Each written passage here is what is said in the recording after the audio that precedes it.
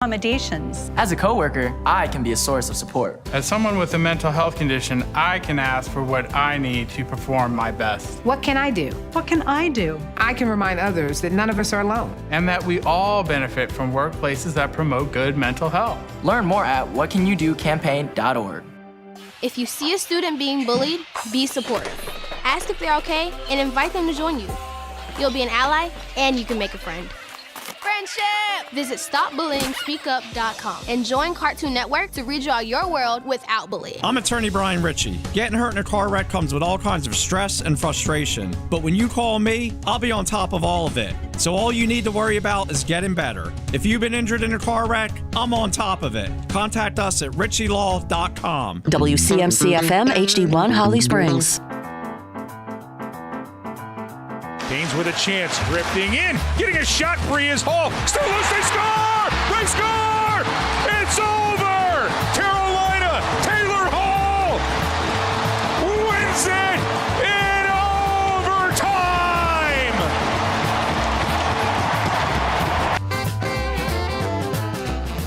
It is the Adam Gold Show. I am Adam Gold. Max Gorin is on the ones and twos today. That was wild last night. Fun, nerve-wracking, had everything, gnashing of teeth moments, exhilarating finish, unbelievable individual performances by several Hurricanes, which we are going to illustrate tonight. 2-0 series lead. And when you can win, when you don't have your fastball, which Carolina clearly did not last night, and I thought Philadelphia played a good game. I'm not going to say they can't play better than that because I think Philly can. But,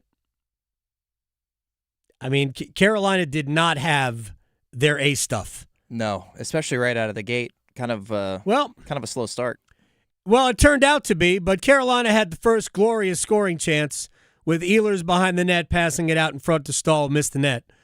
It could have easily been 1-0 right there, and then who knows what we're talking about after that. But power play goal for Philadelphia. They're on their first power play, they score, and it was they were 0 for the next 6. Carolina scored on their first power play, and then they were 0 for the next 5. But it was the bump-up shift that really, I think, that's the one that knocked Carolina back. And you could tell at that point, this was the first time in the playoffs that, I mean, they're already behind, but it's just one goal. It's not that big a deal. But all of a sudden, it's 2.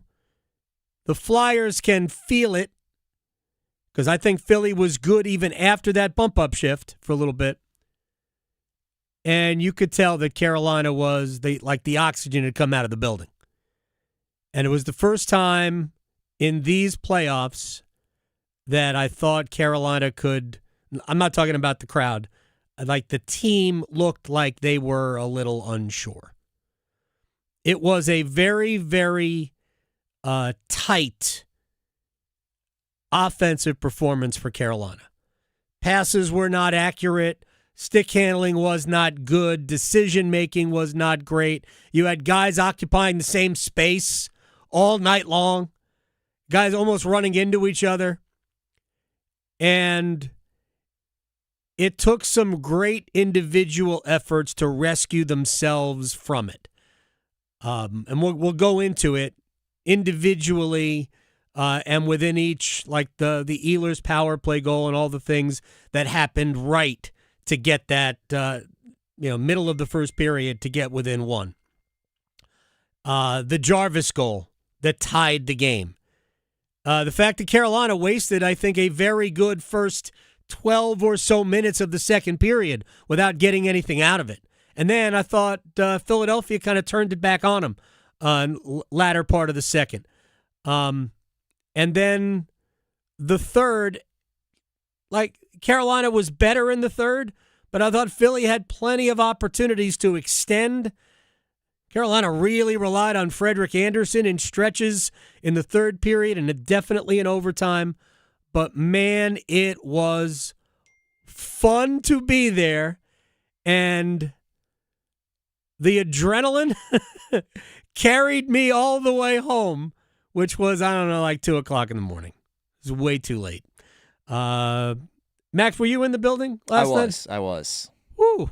Could you sense some like a nervy building? I mean, it's anytime it goes to overtime in the playoffs. I felt it earlier. It's a I mean, everyone was. I think it's what's the old saying? Like everybody has a plan until they get punched in the mouth. Like right. The 2 goals happened quick, and everyone's just like, okay, like this is weird. Like this hasn't happened before. Like what happens now? And then they kind of turned it on, and people got into it. I think there was a little less energy in general, but I think that can be chalked up to Monday night versus Saturday night for Game 1. I don't think everyone was quite as amped up. No, you have all day on Saturday to get amped up, right? And then obviously once you get into the overtime, like it's not as loud because everyone is just like very tense and very nervous. It was the same in the double overtime game against Ottawa in the first round. Like people are not going as crazy because like everybody like still is back in the Canes and thinks they can win, but like it's a less of a confident, like sure thing. Like you come into the game like, yeah, we're gonna win. Right. After the game on Saturday, shut them out. Like we're gonna dominate them, and all of a sudden it's really tight, and especially in the overtime where Philly was dominating, a majority of the chances. You get nervous and it gets tense. Every shot that Philly gets, you kind of wince a little bit. Like that could be the one that ends the game, but Freddie Andersen was up to the task, and just a wave of relief for everybody when Taylor Hall eventually got the winner. There have been a lot of incredible individual efforts through 6 games. I mean, Logan Stankoven's got 6 goals. Taylor Hall has 9 points in 6 games. He's got 9 points. Jackson Blake has 8. Freddie Andersen has been bananas good. So the Hurricanes have played 6 games in the playoffs. Andersen has 2 shutouts and 2 other games that, my opinion, he won. Last night's one of them. Both the overtime games. Right. I think you could credit Freddie for Carolina winning those. He won. Yes.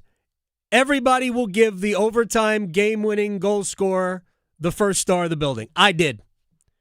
And I think I gave Andersen the 3rd star. Should have been the 2nd star. But there were real, like an emotional pick for Seth Jarvis because he got a goal, right?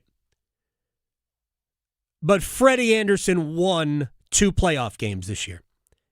Last night and Game 2, the double overtime game, as Max said. And he has 2 shutouts. And within those other games that he won, he made big plays at big times. Game 3 in Ottawa, when he makes the save on Brady Tkachuk in a 1, I think it was a 1, it wasn't a 1-1 game, it was a 1-0 game when he makes the save on Brady Tkachuk. Saves on Tim Stützle, even though Stützle was pretty quiet apart from Game 2.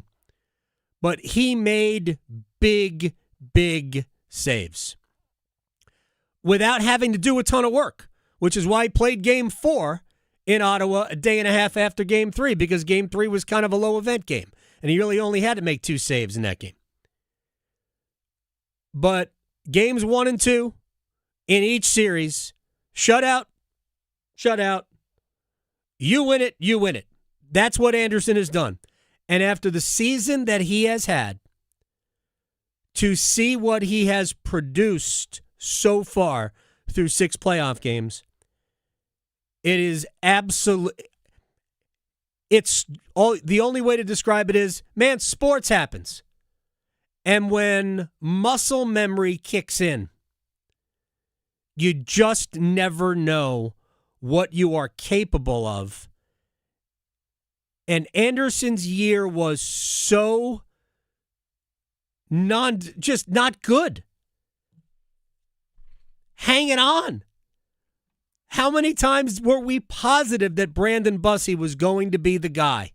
Yeah, I mean, there were times this year around the turn of the calendar year, I was like, I don't know if Freddie Andersen's career, like, is done or not. And we then, thought it was off a cliff. And then he puts in probably his, statistically it would be his worst regular season of his career. And then he backs it up now with the best, at least start to a playoff run of his career. I mean, these numbers are ridiculous. Yeah. 958 save percentage and a 102 goals against through 6 games. Here's what's better than that.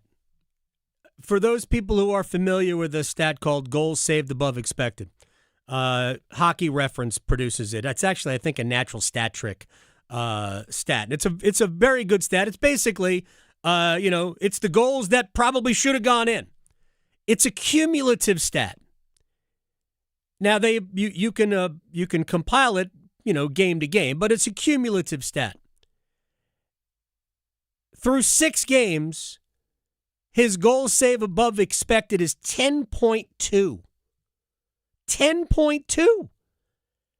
Over the course of the season, it was negative 18.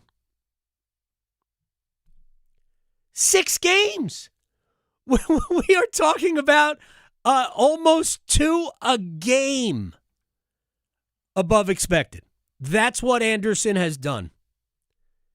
It has been remarkable. One more thing. Mike Commodore joined me on the podcast last night.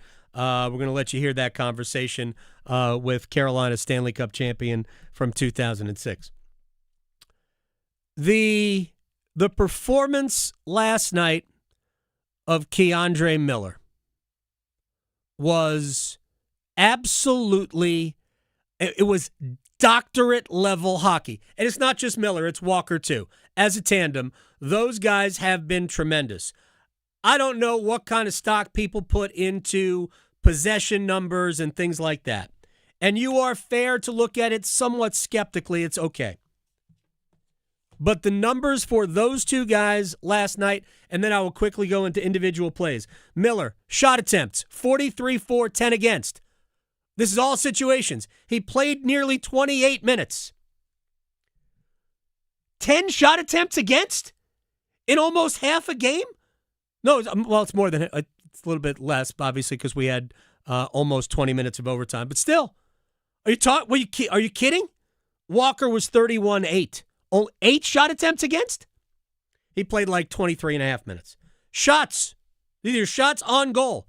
26-5. Miller. What? Walker, 17-5. Goals. Miller was on the ice for all 3 Carolina goals last night. Walker was on the ice for 2. Not the power play goal.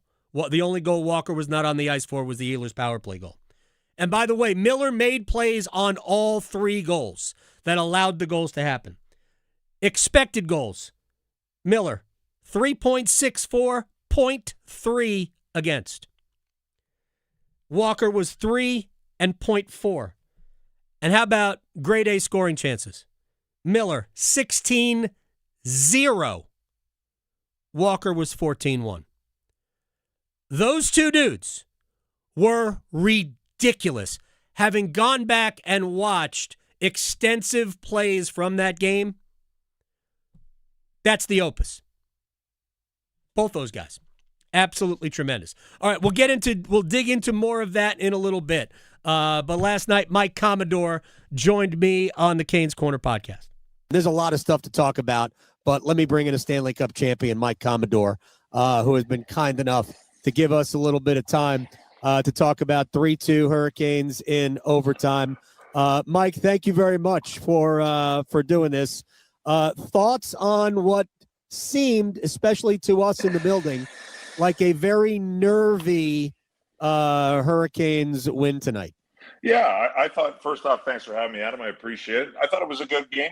Full disclosure, I saw the first I saw the beginning of the game. I had to take off right as I left. The Flyers scored, and I missed the first period.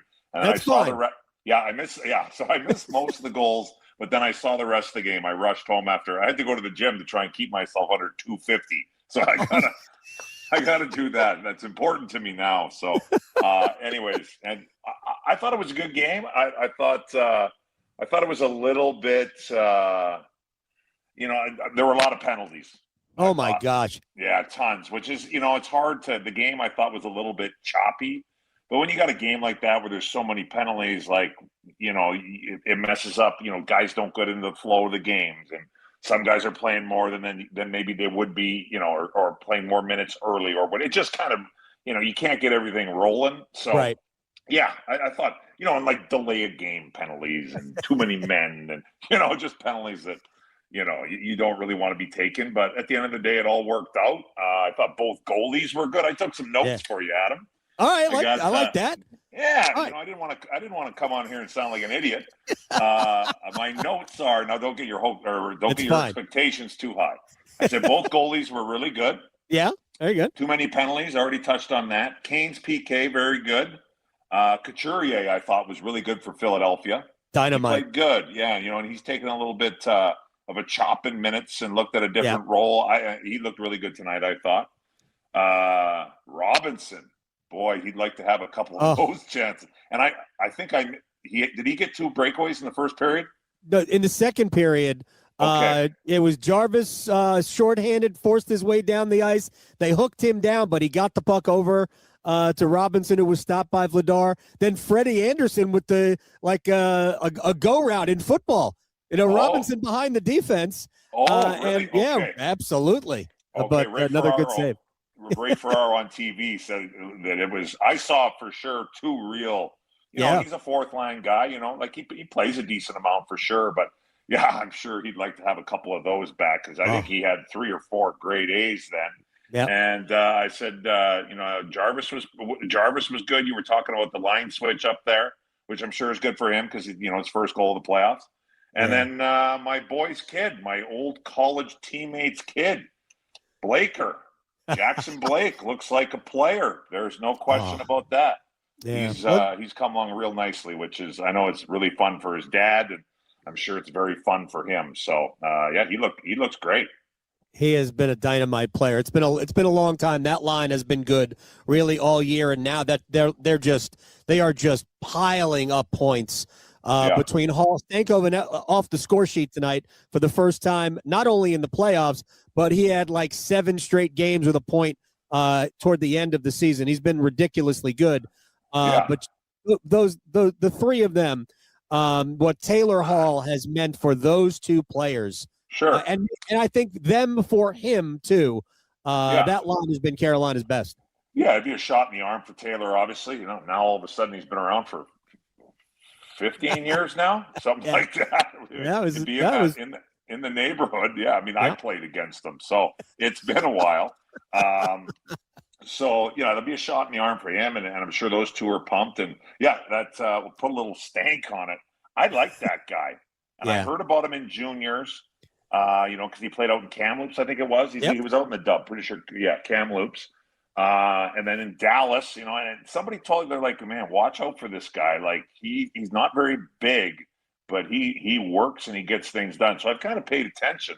And then with that whole kind of ranting thing, and when they traded him on, I know it's really easy for me to say this now, but I said it when it happened. I'm like, I thought the Canes did a great job with the situation. Hey, if Rantanen doesn't want to be there, get rid of him. And I thought the return was pretty good, and that Stankoven was a pretty big part of it. And I'm like, that's a pretty good pickup. And some people kind of laughed at me. They're like, hey, he's too small. I'm like, man, I don't know. I mean, it's not like you got size is nice, and size, in the play. But I was going to say in the playoff, size is nice as time goes on. But obviously he's off to a great start, and he doesn't look out of place or like he's getting shoved around at all. So, hopefully he keeps it going. Hopefully that whole line keeps it going. They have been tremendous. And Blake isn't a big guy either. I mean, he's about 5'10", 5'11". But both of those guys operate in the middle of the ice. They are unafraid. They go after pucks. I mean, I think Jackson probably took the puck away from somebody 3 or 4 times tonight. He was dynamite. I want to ask you about, a couple of defensemen. One we've known here forever, and Jacob Slavin. But I want to start with Keandre Miller. It's his first year in this system. He's coming off a very tough year with the Rangers, and as the year has gone longer, he has continued to get better, and it's almost at times like having 2 Slavins. His stick was so good again tonight. He makes the great play back in Game 1 on Saturday Trying to remember who was ahead of it was only Garnet Hathaway as a fourth liner, but still he was ahead of the play. He's in the NHL. Exactly. Yeah. Just the way that guy has played and the confidence when you see stuff like that, what it gives to everybody. Yeah, no, I'm sure he's pumped. And like you said, it was a tough year last year there in New York. And I hadn't, full disclosure, I hadn't seen him play a whole lot in New York. I know he was highly touted, very athletic and can skate and move around. And I didn't really hear much about him at the beginning of the year. And like I said, I don't see every Canes game either. I'm not going to pretend like I do. I'm out here on the West Coast, so I don't see every game. But, I noticed him tonight. And it's funny you say the Slavin thing. I appreciate Slave. Defensive defensemen don't really get a whole lot of credit, and that's right. what I did. I mean, obviously he does it way better than I ever did, but it's sometimes it's those games. Now you notice them out there also, but it's also a lot of times for guys like that. Now they have some offensive ability to them as well. I'm not saying they don't, but a lot of those times the games is when you don't really notice them is kind of when they're doing their best work. When unless maybe they run somebody over, but a lot of that is like angles and stick and the stuff that isn't really flashy, but at the end of the day wins games for you. So I know the people up top have been happy with that Miller and how he's come along. And they've made the Canes, I'll tell you what, the scientist from Duke has made some good moves. I got to be honest. He has done a great job. But yeah, he has done a great job. I got to give credit where credit is due. Yeah, maybe I need to go to Duke. Is it too late? No, it's never too late for you, Kami. Here's the thing about they have to replace Shea and Pesci from a couple of years ago. It's a shutdown pair, and Sean Walker is part of their strategy to replace. And I mean, I liked Walker last year, and at the end of the year, he was hurt. He couldn't finish the playoffs, and hopefully that won't happen again. But the more you watch Sean Walker play, the more you go, this dude he is made for playoff hockey. He is a feisty, tough. I mean, he's not a big guy either, but no, he's not. Man, he saw his own blood in I guess it was Game 3 against Ottawa, and I think he took his game to another level. Yeah, no, he's playing well. I mean, he threw out a couple pretty big body checks today, didn't he? That was him, right? Yes. Yeah. Tyson Forster. Yes, that's right. Yeah, no, he's throwing a couple big hits. Yeah, no, he's come along nicely too. I think this guy's been around there now for a while too. But that Chatfield, I mean, correct me if I'm wrong, but I think Rod's relying on him more. That guy's turned him into, every once in a while he has a moment, I would say, but overall, he worked. There was the one moment OT, and hey, that happens. The goalie makes or missed the net. Whatever happens, it didn't go in the net. So who cares? But it seems like he's more relied upon out there. I see him a lot more. So yeah, the Canes have done a really good job with finding players and hey, that's like I said, it's not. They have to, if you talk to Rod or Justin Williams or whatever, you got to just because. And I love Carolina, but Carolina isn't one of those destinations like New York City or Florida or what. The Canes got to work a little harder to get players there, and sometimes they got to find maybe some value in guys, and they've done a great job. There's no question.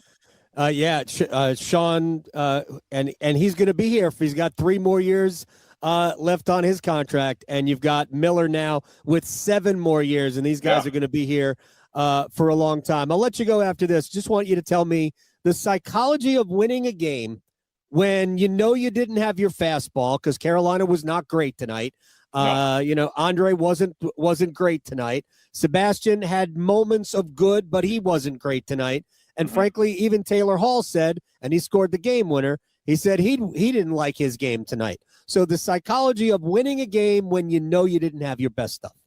Yeah, I would say, just from the couple runs that I went through, the one with Calgary and then obviously in Carolina, that's, and everybody always says it and and I don't want to come on your show here and be spitting out cliches and everything. Right. But I think no matter how, let's say they won tonight and they looked unreal and everybody's putting up points and hey, that's great. But at the end of the day, no matter how it gets done, that's one win. Good job. So whether you were great, I mean, obviously, I think for those guys, it'd be like, all right, this was a great team win. We got guys contributing.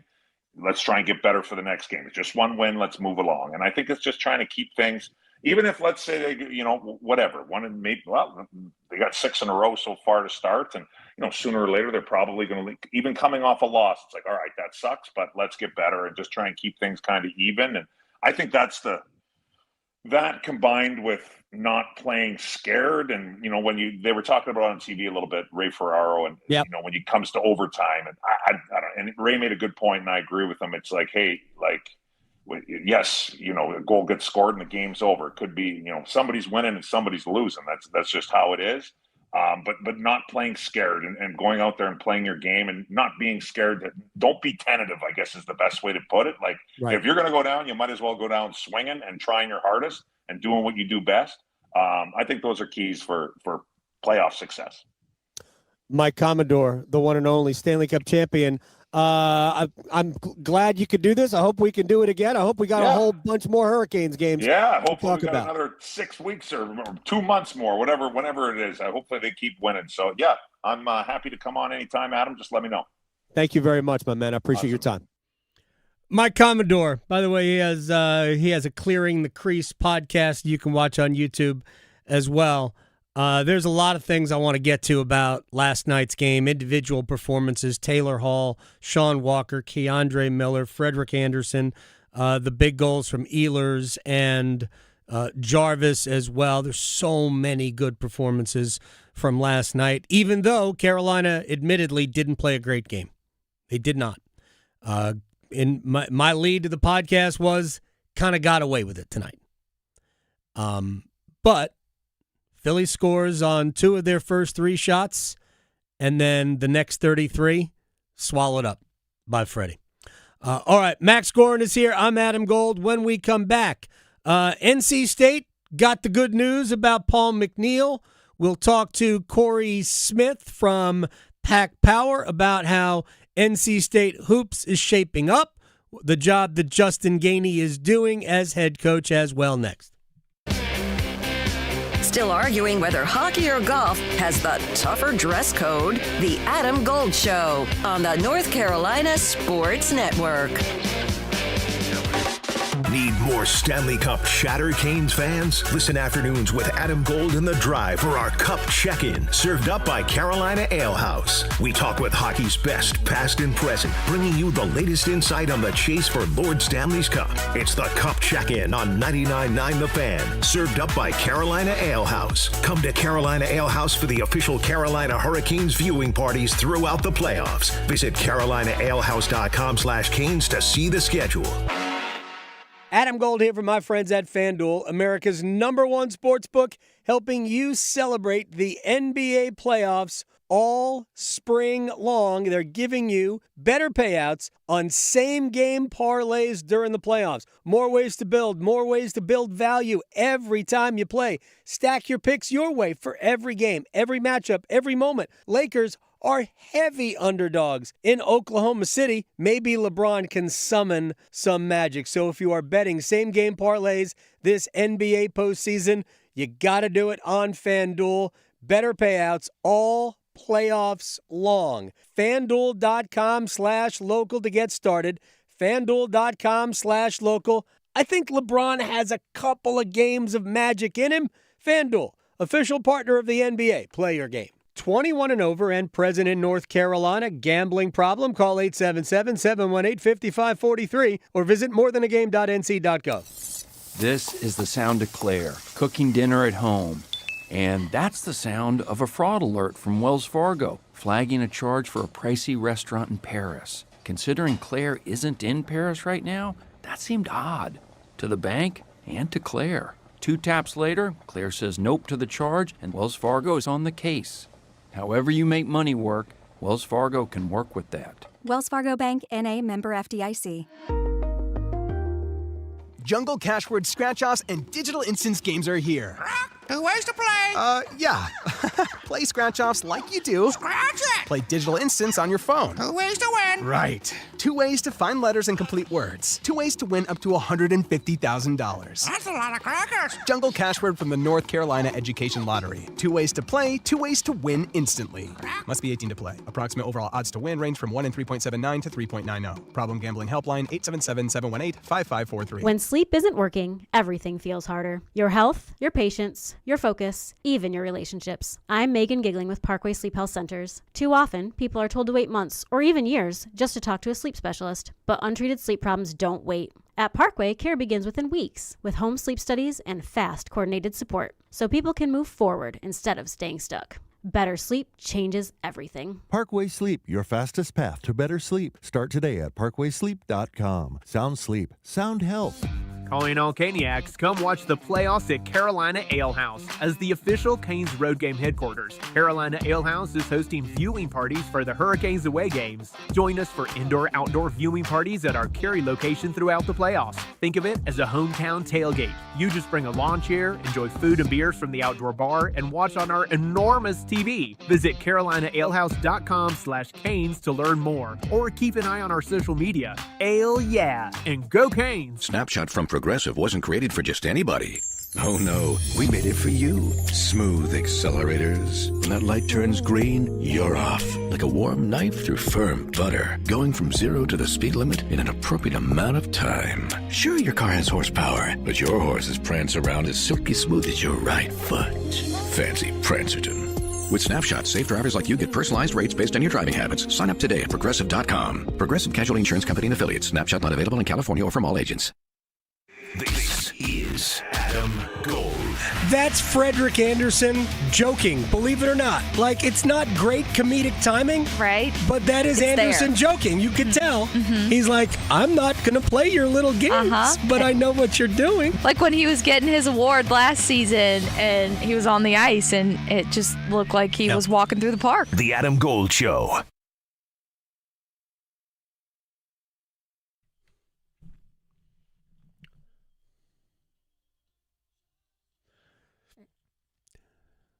It's the Adam Gold Show. I'm Adam Gold. My man Max producing the program today. Kanata Edwards will talk hoops with us next hour. Could be looking at, we don't know what the future is. Could be looking at the finale for LeBron James. He's playing so well. I wouldn't retire if I were him. But, that's going to be a personal choice. See where the Lakers are. Man, it would be awesome to see if they could give Oklahoma City a run. They are 15.5-point underdogs on the road at OKC tonight. That is a substantial dog. I can't imagine that LeBron James in a playoff game has ever been more of a decided underdog than 15.5 points just in a game. And they are the overwhelming underdog to get just bounced out of these playoffs by OKC. We'll find out from Kanata if he thinks that the Lakers have a chance. We'll see. All right. We've talked a ton about Duke basketball and whether it's the roster or the Amazon series. Carolina, the same thing with Michael Malone coming in. Underneath the radar, Justin Gainey looks like he is building a very solid first-year squad at NC State. Cory Smith from Pack Power joins us on the Adam Gold Show. All right, let's get to what Justin Gainey has done. I guess we got to start with Paul McNeil. I know it's gone kind of all over the place. There was a time we thought McNeil was definitely gone, that he was leaving for LSU, and then all of a sudden it's a holding pattern, and there's optimism, and then there's not. What ultimately has Paul McNeil sticking around? Yeah, I think the biggest thing that had Paul McNeil sticking around was the fact that, he got to play closer to home. Also, the fact that he got a really good deal from NC State. I know the money is out there from LSU, or, right. There was talks of what he was going to get offered. But I think what ultimately kept him closer to home was the fact that Paul McNeil is Paul McNeil. Like he's been a loyal guy throughout his entire career, whether it was sticking with Garner Road, at the high school level, staying in Rockingham, through the high school level as well. And when he came to NC State, now playing for his third coach in 3 years. And then I think it's also, I think this is an underrated part of it too, was the fact that going all the way back to when NC State was looking for the next head coach, I had heard over and over and over again that the preference for him, for Paul McNeil, was for them to go get Justin Gainey, just because he felt like, him getting the opportunity to play for a former NC State player, getting the opportunity to play for somebody that also recruited him out of high school at Tennessee, and having that relationship, I think that contributed in a big way to him ultimately wanting to stick at NC State. So while he did enter the transfer portal to take a look at other options, that was something that I think was always in the back of his mind too, that he ultimately wanted to play for somebody like Justin Gainey. And, the LSU stuff too, I've shared a little bit of this on our boards in the past, but I don't think there was a trust factor there either. And that played a part in it too. And the way the season went down at the end of everything with NC State last year, and knowing that he would have to go play for Will Wade, certainly didn't help things either. Cory Smith, editor, Pack Power, is joining us here on the Adam Gold Show at @Cory Smith on Twitter. Now, I know they were just lyrics that McNeil tweeted out. I mean, I realize that. It's just like Marvin Austin over at Carolina, now, 16 years ago. A half ago. Yes. Yeah. So I get that they were just lyrics, but there's a reason they were in his mind, no? Yeah, and again, I kind of go back to it, like the loyalty factor for him played a big part in it. And, I think there was some concern about, being demonized if he left NC State and went to LSU. The same thing kind of played in, obviously UNC was looking at him as well. Yeah. And there was a little bit of concern there. But, the way that things went down at the end of last season and the way that Will Wade ultimately left NC State, I think kind of stuck with a player like Paul McNeil, and has clearly stuck with some other players, because we saw Trayvon Carter-Gibbons, the guy that Will Wade clearly wanted to go after, also ended up decommitting from NC State, but didn't go to LSU, went to Creighton for an opportunity instead of following the coach that was recruiting him heavily out of high school. So it's, that trust factor is playing a pretty big part this offseason, and it's clearly a reason why Will Wade currently has one player committed. We've heard talks that some international players, we've heard talks that they have some silent commits, but it's certainly not helping him going out and trying to recruit guys that have actually been paying attention when it comes to the way the cycle has gone down. At some point, look, I have nothing really against Will Wade. Yeah. I have nothing really against Will Wade. I thought that there was a refreshing part of the way Will approaches a lot of things, and he was, in some ways honest, and obviously in other ways being a con man. But what my feeling is, at some point, and this might sound vindictive, but it isn't. You just want people to get what they deserve, and sometimes that's not good. You don't like to see people who clearly don't mind being dishonest. You like to see those people kind of have to deal with the ramifications of that, because I just want people to be better, Cory. So let me ask you about the rest of the roster. And I covered Justin at the very I guess toward the end of his NC State career when I came down here, and he's such a solid guy, and he's got a great rep. Talk to me about the rest of this roster. He definitely went a lot of the low major, mid major player, specific skill set looking at individual players. What do you think about the roster he's compiled so far? Yeah, I mean, it's definitely been interesting, because I think when he came to NC State, I think a lot of people thought he's going to go out there and go get a defensive minded roster. Some guys that are high efficiency type shooters and really good defenders. And for the most part so far, I mean, outside of Kyle Evans and RJ Keene, really he's focused on the offensive side of the basketball. I mean, Christian Hammond was the first commit that NC State got, and he was somebody that shot really well last season with Santa Clara. Preston Edmead, an electric guard that can drive downhill but also can shoot from outside, has a gorgeous step back. And then Emeli Alaho, somebody that, if he plays the 4 position as a starter, you have some stretch forward there. You have the ability to move outside. The big question mark with all 3 of those guys is going to be, can they play defense well enough? And then you go out and go get a Darius Adams that I think has the potential to have some of the highest upside on this entire roster next season. And that includes, Paul McNeil coming back. That includes a guy like Kyle Evans being, the leading shot blocker in the country last season. Just given what he can do, the question mark for him is going to be, can he improve from a shot-making standpoint? He can create his own shot. He can do anything on the court, but he just wasn't making his shots last season. And can he get better as a defender? But I shared it on our podcast last night. From talking to people within the program, the focus was going out and getting offensive players because Justin Gainey has the confidence that he can build those players into better defenders, build a defense that works for all of these guys, and be effective on both ends of the floor. Because it's hard to teach guys to get better offensively if they've already shown you what they can do from a college standpoint. But he feels like they've got a lot of players that can help you there, and then he can slowly build this into a stronger defensive side of the basketball too. Cory Smith, editor, Pack Power, is joining us here in the Adam Gold Show. Is there a sense, I know there's a mild influence in the incoming freshman class? Is there a sense though that will become more of an emphasis going forward, or is Justin a guy who can maybe build a program through the portal? Yeah, I mean, I think this is, the portal is just kind of becoming, basically what you're going out there and trying to get on a consistent basis. That's the only way to get older. That's the only way to get more experience.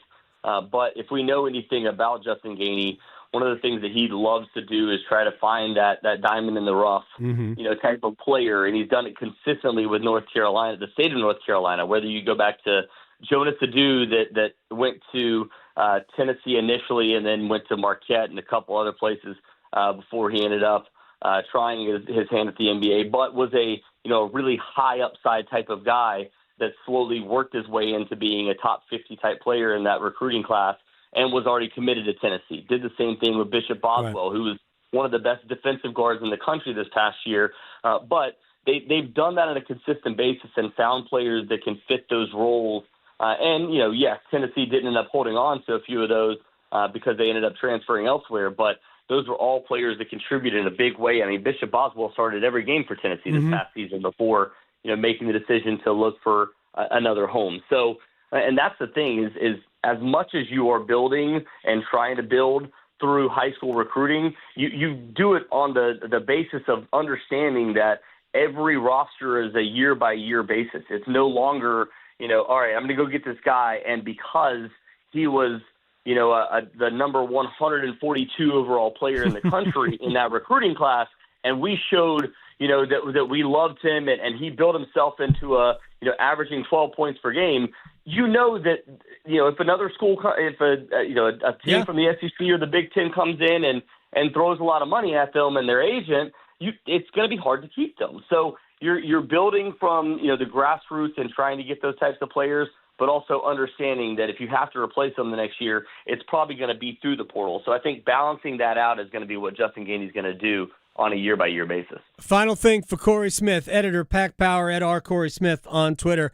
Justin didn't have to give like $2.1 million of his salary to keep Paul McNeil because that's what Rick Barnes gave back to Tennessee so they could sign Drew Karras, which is one of the great stories in college basketball this year. I don't know is that one actually true? I don't know. I mean, I read it on Twitter. Isn't everything on Twitter true, Cory? Yeah, I want to say that came from a parody account. I'm not trying to call you out here. Never mind that. But it's a great story. Well, we have seen. Well, I will say this: we have seen coaches do that and give to revenue sharing. And one of the interesting ones a few years ago, Florida State head coach ended up giving some money back to because they were saying basically, hey, you're not earning that money. For a guy like Rick Barnes, I don't think he has to go out there and do those types of things. So, but yeah, you didn't have to give any money back to Paul McNeil. And the interesting element here too, and not to say that, oh man, he just got so much less from NC State than he did at LSU. But the interesting aspect too, and I've shared this on our boards, like as much as LSU upped their offer, NC State did it. They held strong and understood that, this is something that Will Wade likes to do. This is something that he's done at a few other schools, did it at NC State last year, throws out a bunch of money there and tries to drive up the price, understanding that player is never going to actually take that offer because Paul McNeil was not going to play for Will Wade, was not going to go to LSU. But you try to drive up that price for his agent and see if NC State will bite. NC State didn't. They held strong, and they ended up getting Paul McNeil at a price where they can actually continue to build the roster around him. It sounds very Carolina Hurricanes-ish. Cory Smith, editor of Pack Power, here on the Adam Gold Show at @Cory Smith on Twitter. Thank you very much, my man. I appreciate your time always. Yes, sir. Hey, quick note, by the way. Pat Stacey, NC State's GM, huge Carolina Hurricanes fan, was there the other night, the first game on Saturday night. Man. I'm assuming celebrating after getting Paul McNeil. So. Well, it was a huge night then. Yes, sir. All of that stuff happening at the same time. Hey, Cory, thank you very much, man. Thanks so much, guys. Appreciate it. All right, we're going to take a break. When we come back, we got one-timers. Anything you want to ask, you can go to the YouTube chat. We're live on YouTube every day. Go to YouTube, search Adam Gold Show or 99.9 The Fan, and ask whatever question you want. By the way, as we go to break, Max, how do you feel about Diet Mountain Dew? Just don't answer it now. Think about it. Next. Because your fantasy football team needs all the help it can get, the Adam Gold Show on the North Carolina Sports Network. Hey, it's Adam Gold from my friends at FanDuel, America's #1 sports book. Do we have a deal for new customers right now? Bet $5, win that bet, get $150 in bonus bets. That's right. Pick something you can win and then take FanDuel's money and then win even more. Turn 5 into $150 just for getting started. FanDuel makes it easy to get closer to the action, player props on your favorite stars, all the tools you need to back them up. All you got to do, go to FanDuel.com/local to get started. FanDuel, for the NBA, especially in the playoffs. FanDuel, play your game. 21 and over and present in North Carolina. First online real money wager only. $5 first deposit required. Bonuses issued as non-withdrawable bonus bets, which expire 7 days after receipt. Restrictions apply. See terms at sportsbook.fanduel.com. Gambling problem? Call 877-718-5543 or visit morethanagame.nc.gov. You know the only feeling sweeter than opening a college acceptance letter? Knowing that you'll be able to pay for tuition however far you go. The first step? Completing the free application for federal student aid, or the FAFSA for short. Find out how much money for college you qualify for. Grants, scholarships, and other opportunities are waiting. How far can you go? Find out at cfnc.org/FAFSA 101. Measles is spreading in North Carolina. It's highly contagious and can make infants and children very sick. Pneumonia, brain swelling, long-term health problems, hospitalization, and death can occur. Protect your child with the MMR vaccine. It provides lifelong protection. Serious side effects are extremely rare. Millions of children are safely vaccinated each year. Insurance covers the cost, and free vaccines are available. Make sure your child is up to date. Talk to your doctor or visit ncdhhs.gov/measles. Paid for by NCDHHS. There's danger out there. It lurks on highways and quiet neighborhood streets. It's more likely to kill you than a shark and more terrifying than the biggest snake. Distracted driving claims lives every day. Every notification, swipe, social post, video, or selfie while driving risks your life. So while you might think public speaking or the zombie apocalypse is scary, what's really terrifying and even deadly is distracted driving. Eyes forward. Don't drive distracted. Brought to you by NHTSA and the Ad Council. Hi, I'm Cherie Sample Hughes, Women in Government Board Chair. Alzheimer's disease often starts subtly with a memory slip, lost word, or forgotten appointment. For patients experiencing memory and thinking issues, there are FDA-cleared blood biomarker tests that can help detect the buildup of proteins in the brain that can lead to the symptoms of Alzheimer's disease. That's why early detection and diagnosis are so important. Sharing details about your memory and thinking issues with your doctor can help determine if testing is right for you. Find more at womeningovernment.org. You don't build a tradition overnight. You earn it. The Coca-Cola 600's underway. This is a crown jewel race. It's a 600-mile salute to those who have made the ultimate sacrifice. It's do what we love because of the sacrifices that were made by our military heroes. If you win this one, you'll carry it with you forever. It's NASCAR's toughest test of man and machine. It's the Coca-Cola 600 at Charlotte Motor Speedway on Memorial Day weekend. Have you ever considered a career as a public power line worker? Line workers in public power communities keep the electricity flowing to families and businesses. As a public power line worker, you're part of a team that builds and maintains a locally owned and operated electric system. You can work close to home, grow your career, and support your local community by providing safe, reliable, and sustainable electricity. Learn more about public power and careers in public power at electricities.com. This is Adam Gold. Steve Bettman take all that time to walk out, then to see the pick, bro hug no less than 20 guys on his way up there. And then this draft house, they just moved this wall like the Price is Right. I don't know. It's a showcase showdown back there. I know. That would be great. So we should spin a wheel, yeah, right? Exactly. The Adam Gold Show.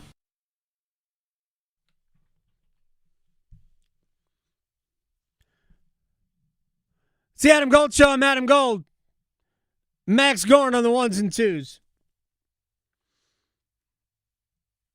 On the other side of the top of the hour, we'll get into specifics on what Miller and Walker did to contribute to Carolina's wins.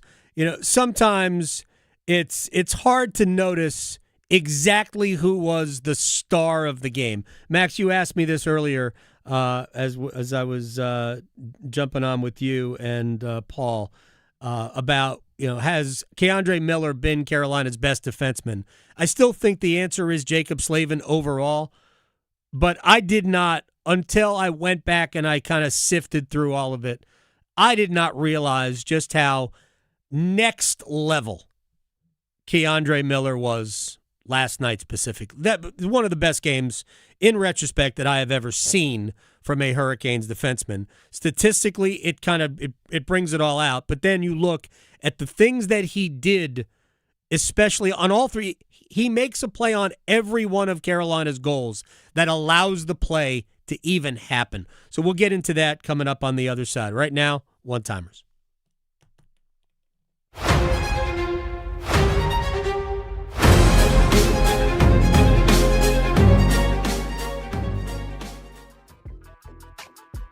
All right. The YouTube chat has quite a few questions for us here today, along a wide range of topics. Excellent. This is from Jake.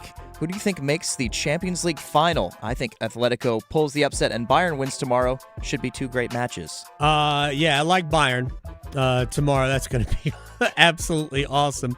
I'm glad we're getting Atleti and Arsenal first because I was so excited to watch another match after Bayern and PSG last week, and that game just kind of dragged. It was exciting early, and then it just kind of dragged down. I think we're going to see a very similar match today. I think we're going to get into extra time, and I think that the winner is going to be decided in penalties today. Give me Atleti to pull off an upset. I got a 0-0 draw today, decided in penalties as well, so we'll see what happens with that. On to another one. This is from Thin Hollow Spirit. If you could add or change any rule in sport, what would it be? Their example was, I think in basketball, teams should be able to choose whether to pass it in or take a shot on a foul in the bonus. Interesting. If I could change any rule, what would it be? I want to give a proper answer, so I'm going to have to think on it, but I will get back to it. I promise. All right, we'll circle back to that one. This one, we were actually, you and I were discussing this before the show, or something similar. We were talking about Scotty Scheffler. The question is, will Scotty Scheffler win the Grand Slam this year at Shinnecock? No. I was a little disappointed in Scotty Scheffler last week. There is a responsibility in where he is at the top of the food chain in golf. And Rory McIlroy is really the face of the tour, but Scheffler is the best player, and it was a very simple question asked based on the fact that so many live golfers are going to be essentially free to come back to the PGA Tour. And Scotty didn't have to offer an opinion. He just didn't have to be rude about it. And he was rude about it. I was like, I can't believe you're asking me that question. I just got off the golf course. Well, when were they supposed to ask you that question, Scotty? I'm not sure, since the news was fresh. So it would have been a very simple, like Jordan Spieth was asked the same question and said, look, there's a lot of things that have happened over the last few years. I'm glad I don't have to make that decision, but I trust the people who are making it. That would have been fine. He wasn't rude. Scotty was rude. I just didn't understand that from Scheffler. All right. I told you we have a wide range of topics. Sure. This is from Jarrett in the YouTube chat. What is better for mac and cheese, Gouda or Gruyere? I wish I was joking. No, I love it. I love it. First of all, those are great choices. I think Gruyere melts better than Gouda. So we'll just go there. I'd never even considered that that debate before. I'm more of a craft, out of the box kind of I guy. figured you were, and that's unfortunate. My mom makes a good one in the crock pot, though. That's I'm not gonna lie. very unfortunate. It's great at the holidays. Yeah. We've asked many versions of this question over the course of the playoffs and in the lead-up, but if the Canes win Game 3, who will be in the net for Game 4?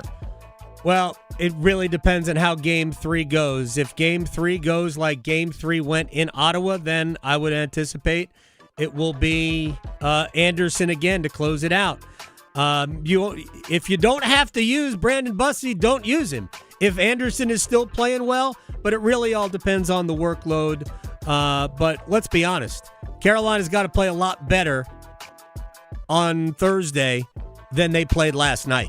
They don't play better than they played last night, they're going to have to win Game 4 to stay ahead in the series. So that's the way I look at it. Questioning goalie interference calls since day one. The Adam Gold Show on the North Carolina Sports Network.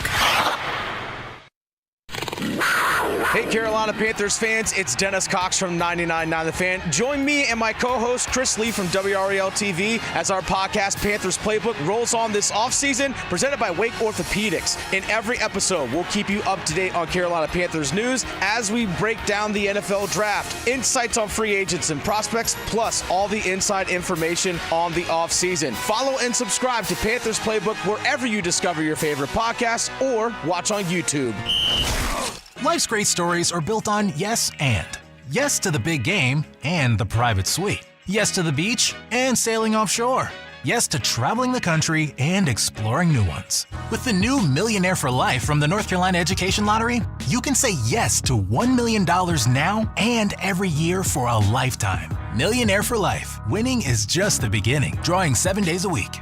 Must be 18 to play. Approximate overall odds of winning are 1 in 8.47. Problem gambling helpline 877-718-5543. Credit card interest rates are now over 29%, and most people are only making the minimum payment, so they're getting nowhere. Hey, it's Dennis Cox for Loan Pronto. But here's what many homeowners don't realize. Using the equity in your home, you can easily access hundreds of thousands in cash. With Loan Pronto's Rapid Equity Loan, you can pay off your credit cards, your existing HELOC, your car loans, or get money for that home improvement project. One client just got $100,000 approved and saved over $1,500 a month. And here's the best part. With Loan Pronto, you can do it all from your phone. With zero out-of-pocket, no hard credit pull up front, no appraisal, no long drawn-out bank process, and no touching your first mortgage. Rates are at near 3-year lows. Act now. Go to loanpronto.com. See how much you can get in about 60 seconds. Loan Pronto, 28 500 5-star Google reviews. Call 919-381-1760 or visit loanpronto.com.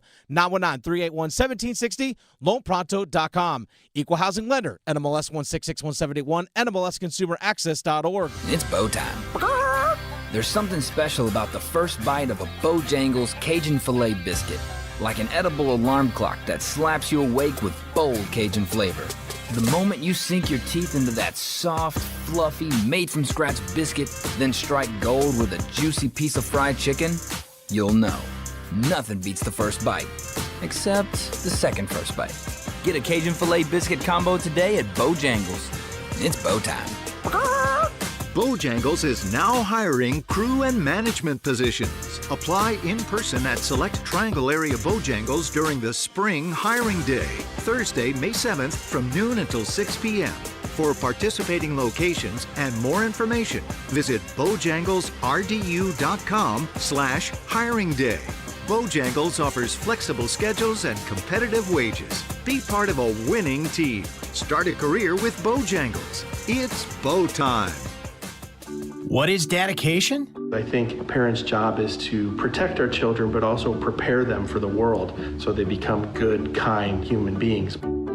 That's dedication. Find out more at fatherhood.gov. Get in the zone, AutoZone. Welcome to Markdowns for Miles at AutoZone. Got any markdowns on brakes? We mark Duralast brake pads down to free. Free Duralast brake pads? When you buy 2 rotors. Can I get Duralast Gold pads for free? With 2 Duralast Gold rotors, and there's a lifetime warranty on brake pads. That's a huge markdown for so many miles.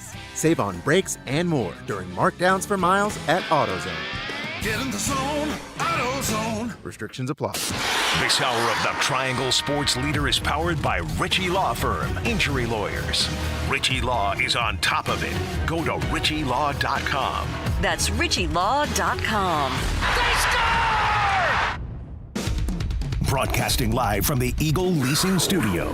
WCMC HD1 Holly Springs. 99.9 The Fan. The Triangle Sports Leader. Ehlers drifts down the right wing, boards out to Blake. Blake with his shot. That's blocked by Ristolainen. Blake able to get it to Stankoven. He'll move it. 9 seconds left on the power play. Blake with it. Send it across. They score! A power play goal! And Nikolai Ehlers gets on the board. And the Canes cut the lead in half. It's a 2-1 game in Carolina.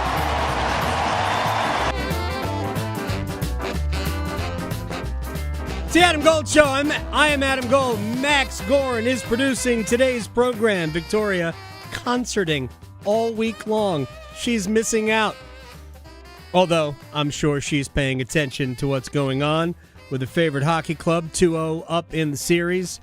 I believe the Hurricanes are 1 win away from tying an NHL record of 7 consecutive playoff wins.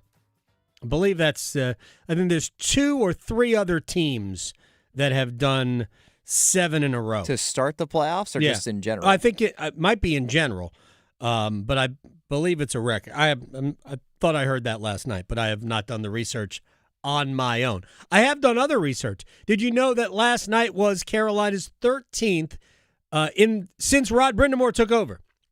13th playoff overtime win. They got their 13th one last night.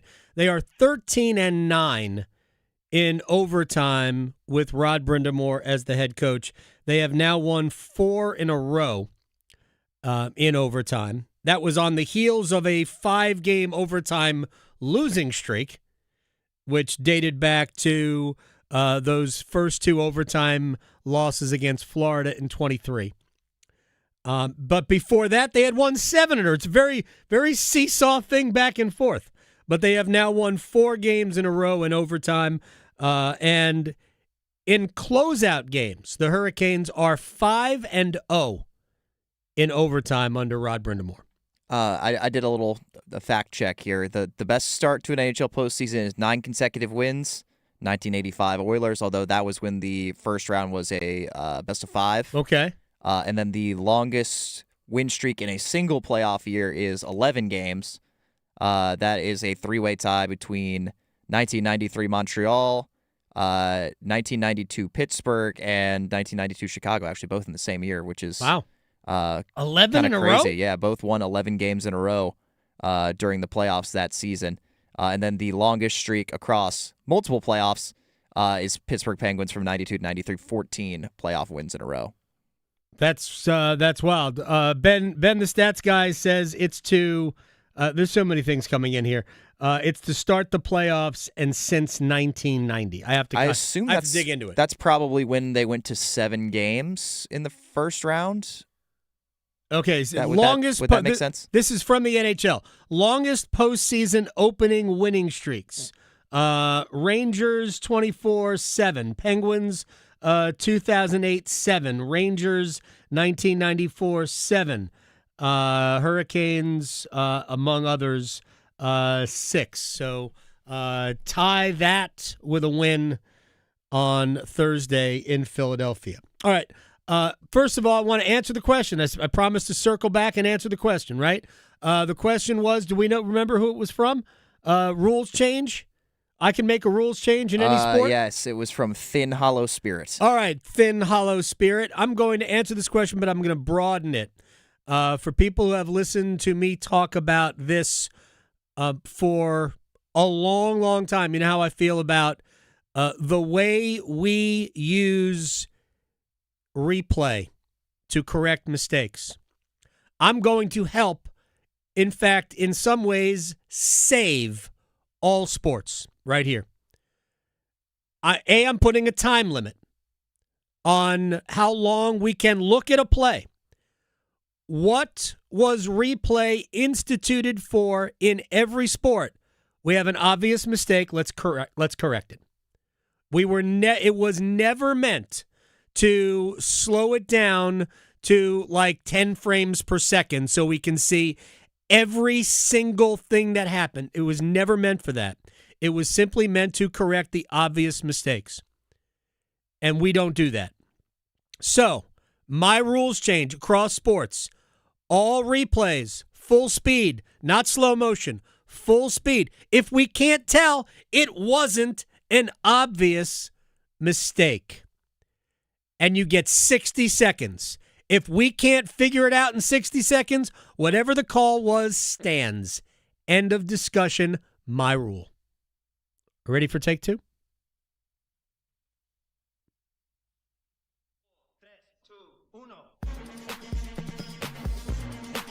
All right, I want to dig into what happened last night. First, let's hear from the head coach, Rod Brindamore, on his guy. Taylor Hall had the game-winning goal, but also right at the end of the third period had a shot block that, who knows, might have saved Carolina from losing with like 4 seconds left.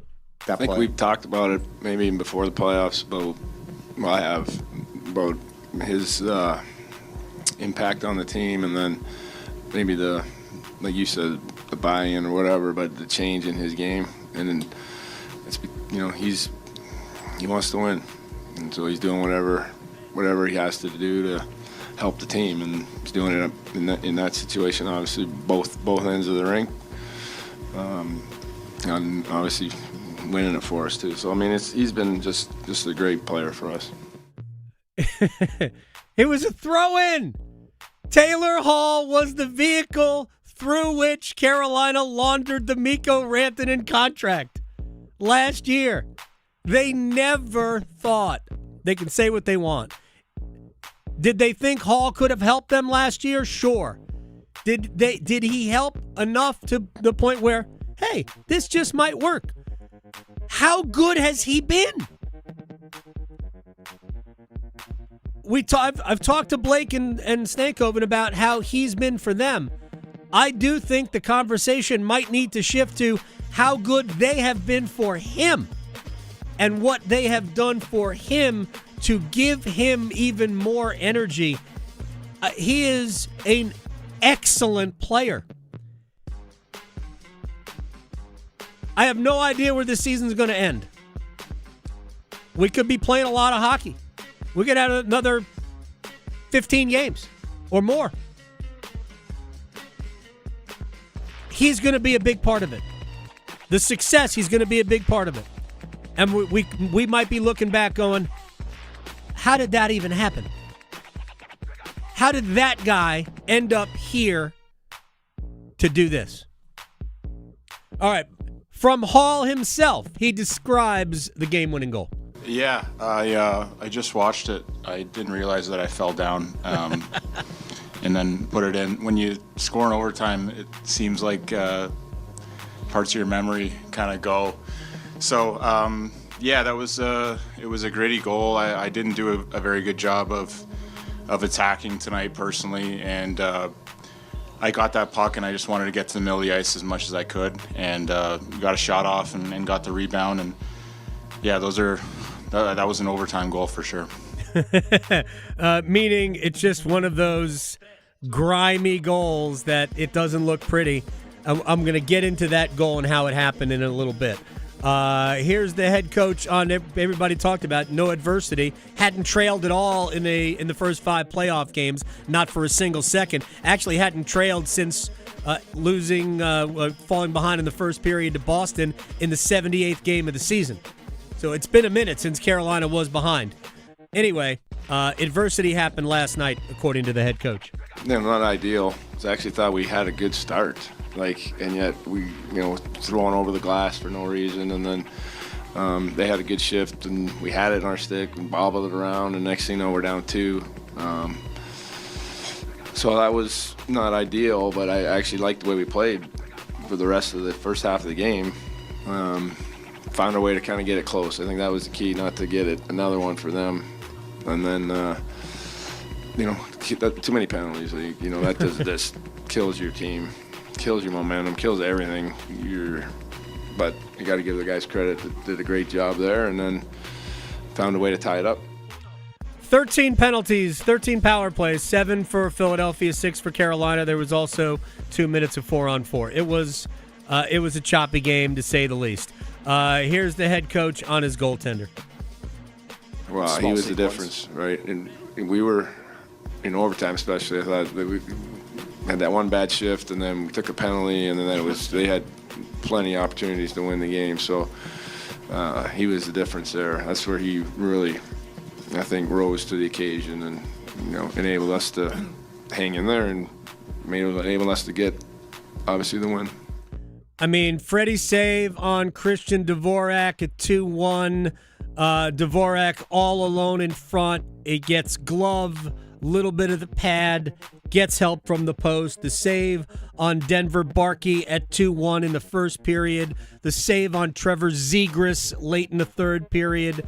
I think the game was already 2-2 by that point. There were so many big saves from Anderson. And before we get into how Carolina scored 3 goals, here's Sean Walker on his defensive partner, Keandre Miller. Yeah, I think I like to think I'm playing pretty good, but, Key's unbelievable. I think he's on another level right now. Just his ability, his stick, his skating, his physicality, the plays he makes every night has made it easy on me. And I'm just trying to help him out wherever I can. All right, there were tons of plays last night from Miller, but I'm just going to go to the 3 goals. He was on the ice for all 3 goals. So let's start with the Ehlers power play goal. Great goal. That puck's coming out. Miller down low, below the goal line on Rasmus Ristolainen to make that play harder and get a piece of the attempted clear, and Carolina keeps possession in the zone. Ultimately, I even think Miller touched the puck again, and then Blake makes the pass across to Ehlers for the goal. But it doesn't happen if Miller is not aggressively pursuing the puck. So that's the first goal. The second goal, the Jarvis goal. It's a 2-on-1. And Miller makes a great play to lift the stick of Porter Martone. It's going to be a scoring opportunity. Miller erases it comes underneath the stick, lifts the stick, then he gets the puck I'm trying to remember, I think it was to Stankoven. Was it? No, it wasn't Stanko. It was whoever it was. Passed the puck, and then Stahl gives it to Ehlers. Ehlers carries it out. It was a really, really good play on the Jarvis goal. So, again, Miller eliminating a chance, and Carolina goes the other way, Ehlers to Jarvis for the goal. And then, simple play, nothing spectacular, puck in the corner, Martone's going for it. This is in overtime. Miller beats him to the puck, gets it around. Ultimately, the puck comes out to Sean Walker, who carries the puck into the offensive zone. By the way, Walker's middle lane drive, which creates not only space for Hall, but traffic in front. All the chaos that ensued, Dan Vladar couldn't cover the puck. Jackson Blake getting just enough of it to keep it alive, and then Taylor Hall sweeps it in. But there were stick on puck plays on a shot where Miller ramps the puck out of play. He did that a few times last night. He was amazing last night. Statistically speaking, also, it's kind of wild to see how good he was last night. I've been saying this for a while. I have no idea where his career will go here. But the example that I like to use, simply because they both came from the Rangers, the Rangers were done with both players. The Rangers were kind of done with Brady Shea. And when they got here, it didn't go great right away for Shea. I think Miller's first year here has been better than Shea's first year here. Now, if Keandre becomes what Shea was here, holy cow. Because by the time Shea was ready to cash in, and Keandre sort of has already cashed in, I guess, but by the time Shea was ready to cash in, Carolina just couldn't afford to pay him. But he was that guy. He was one of those players. And, man, Miller's on that trajectory. He's 25. He is a super dude. And boy, was he good. He's been good, but he was really good last night. And I love Sean Walker's game, man. Sean Walker is built for playoff hockey. Absolutely built for it. He leveled Tyson Forster. Oh, my gosh. It is so much fun to watch Sean Walker play, and I think he is absolutely loving it. This is his type of hockey. So just those two players. I thought Slavin and Chatfield were really good. Chatfield did have a kind of a tough moment on the Travis Konechny shot. They got away with it because Konechny missed the net. But, again, those guys have been just tremendous, and the penalty kill has been great. Yeah, they did allow a power play goal, 1 out of 7, but Carolina's penalty kill has allowed 2 out of 32. Did I just do that math right? It was 1 out of 25 before last night, 2 out of 32. 30 out of 32 has to be a good ratio at kills. Now, the penalty, their own power play, they've got 3 power play goals in 21 tries. That ain't good, right? We know that has to be better. We know that Aho and Svechnikov need to be better. But the individual performances you get out of Hall and Blake and Stankoven. By the way, Eric Robinson had 5 grade A scoring chances last night. Yeah, he had the one breakaway with the backhander. 2 in a row. If he could have gotten on his forehand, that could have been I think that definitely could have been a goal. But it's, crazily enough, the Hurricanes' penalty kill, as good as they've been, it's only 3rd best PK in the playoffs right now. Really? Boston's not going to get any worse. They're at 95.8, so it's going to be hard to pick them off. And then Vegas is 95%, so I assume they've probably only allowed 1 goal on 20 opportunities because that's such a round number. But, yeah, I mean, power plays, for the most part, kind of struggling right now, though. Yeah. There's a couple teams towards the bottom, like Minnesota. And Minnesota's PK was bad in the regular season. 59% in the playoffs right now. 59? 59%. Well, didn't Dallas have 10 power play goals in that series? They must have. They hit at 40%. I think Dallas had 10 on the power play, so they did have 10 power play goals. Yeah, so that is they had 10 for 40 on the power play. No, they're 40%. So 10 for. I can't. No, do yeah, this math. It wouldn't be 10 for 40. I can't do My this fault. math. My God, 10 for 24. 10 for 19. I don't know. This is on-air math. This is a great example. I should be better than this. Let's break. Kanata Edwards is going to join us. Is this? It's 10 for 25. 10 for 25. I was close. 10 for 24. That's so bad. We're going to talk about LeBron and the potential that this is it next. His Zamboni is bigger than yours. The Adam Gold Show on the North Carolina Sports Network.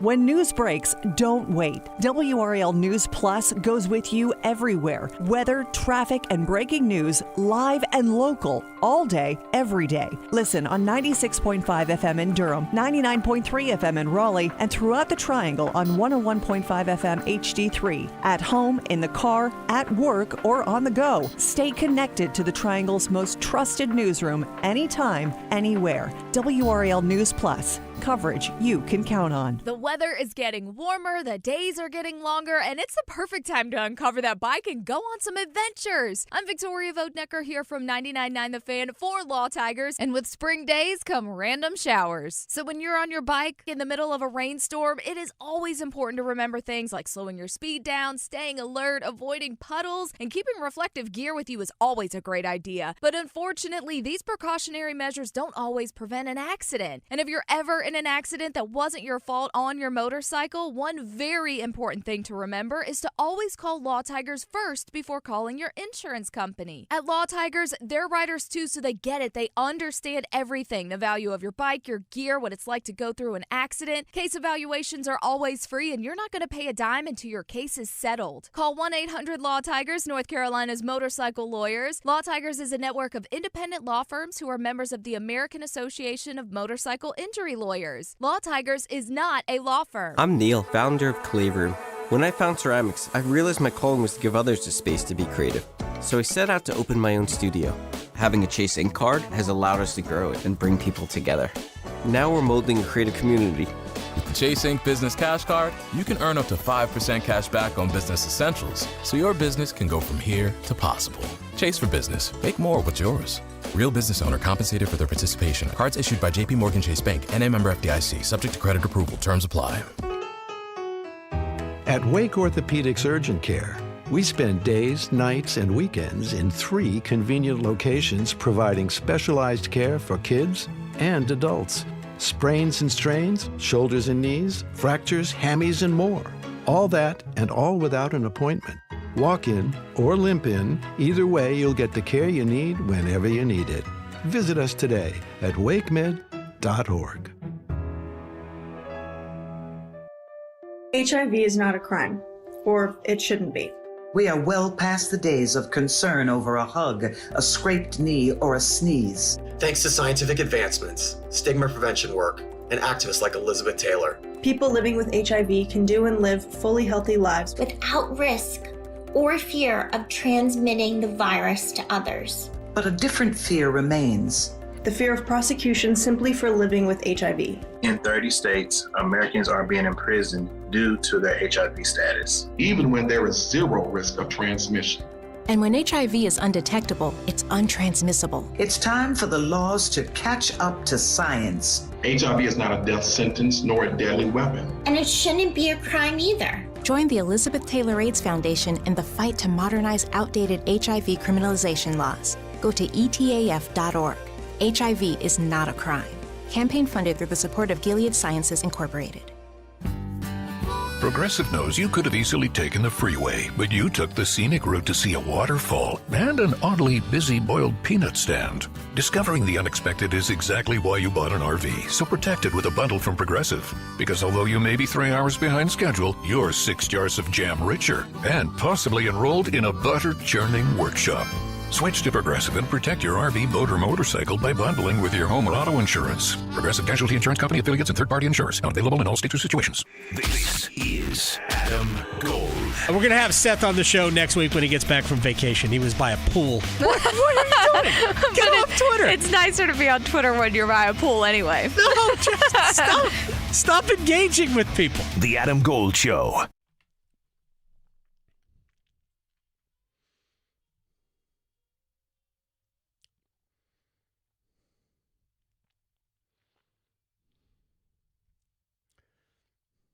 It's the Adam Gold Show. I am Adam Gold. Max Gorin on the 1s and 2s today. Just you and me, Max, but also My friend Kanata Edwards at Not of the Scribe, basketball guru, joins me here on the Adam Gold Show. All right, sir. This is the question I asked you today, and I am curious as to your answer. Are the Knicks going to the NBA Finals? Sir, do I really have to? Do I have to bring up the reruns of Old Grief? Because, again, how many times have we said this where the Knicks, after a stretch of games, look really, really good and then end up just the bottom falling out completely? Just think about the Heat. Again, think about 97 in the Heat. Right. They look great. Are the Knicks going to go to the finals? And then what happens? Patrick Ewing leaves the bench. They're never the same. Right. So I would just caution, we thought they were going to go last year, and then I didn't. Indiana happened. I didn't. So, you did? You know, I have zero faith in the Knicks. None. Okay. I'm no fan of Karl Anthony Towns. I will say this, though. It does appear, especially over the last few games, that they have sort of not scaled back his usage, his impact, but other players, I think more accurately, have kind of inserted themselves into the mix. We've seen a much more impactful OG Anunoby. Maybe Mikal Bridges hasn't been a complete waste, which is in some ways a big positive. But ultimately, I think lately we have seen the best of Jalen Brunson. We absolutely have seen the best of Jalen Brunson, but I would challenge you on the Karl Anthony Towns piece, because the one thing that Mike Brown has done with this offense is made him much more of a distributor, a lot more dribble handoffs, a lot more decision-making, much less shot-making, though. Okay. But his presence has been felt in this series. Again, he was the reason they got through the Hawks series as easily as they did towards the end. I do believe, though, that the Karl Anthony Towns we're seeing is a super Domantas Sabonis. And you remember Sabonis having those all-star years under Mike Brown with Sacramento. So what you're seeing is kind of like the fully actualized version that plays some sort of competent defense. And as long as Karl Anthony Towns stays out of foul trouble, they're going to be a tough out for everybody, especially if it's Detroit on the other side, not necessarily Cleveland. Detroit would be a better matchup for the Knicks than Cleveland. I know, the Knicks have had trouble with the Cavaliers, but they've had trouble with everybody when the games truly matter. But Detroit certainly struggled with Orlando, but was able to survive that. I wonder how much freedom they're playing with. I do wonder how much that freedom they're playing with, but I do think that if we're talking about, to answer your first question in a roundabout way, I do think the Knicks are the prohibitive favorite to get to the finals. Wow. But I would also say that they match up better. Again, Cleveland matches up better with New York because I don't think Detroit can score with New York. And I don't think that the way Detroit plays defense in a way that just grinds you down to a nub, they take a whole bunch of your best punches and they keep going. That only works for so long and only so many rounds before you just tire out. And if it's your maiden voyage being the hunted, I do kind of worry about it. Whereas Cleveland, they have a lot of rangy defenders that can score. And eventually, I think we get at least Donovan Mitchell to show up. James Harden, TBD. But See, that's I the do thing. think we're going to get Donovan Mitchell, a couple of Donovan Mitchell games. I just think that if you want to guarantee that you will not win an NBA title or even get to the finals, I think you just you go trade for James Harden. He's So are William. you calling him the Ted McGinley of the NBA? He's William Macy. He's the cooler. You know what? He's the you cooler. might be right. You might be right. Again, there's a Ted McGinley because again, as you know, in the 90s, if you wanted a show to immediately die, you cast Ted McGinley in anything, and the show was dead within a season. It's the same thing possibly with James Harden in the NBA at this point. Kanata Edwards at Not of the Scribe on Twitter is joining us here on the Adam Gold Show. All right, I don't know if this is the truth or not. I can't imagine that LeBron James in an individual playoff game has ever been a bigger underdog than the Lakers are tonight in Game 1 against Oklahoma City. Last we saw it was 15.5 points. They are a massive underdog to win this series. Do the Lakers have any chance at all? Does a meteor falling on Oklahoma City, does that count as a chance? Yeah. Because if so, then yes, the meteor has to fall. But outside of that, not really.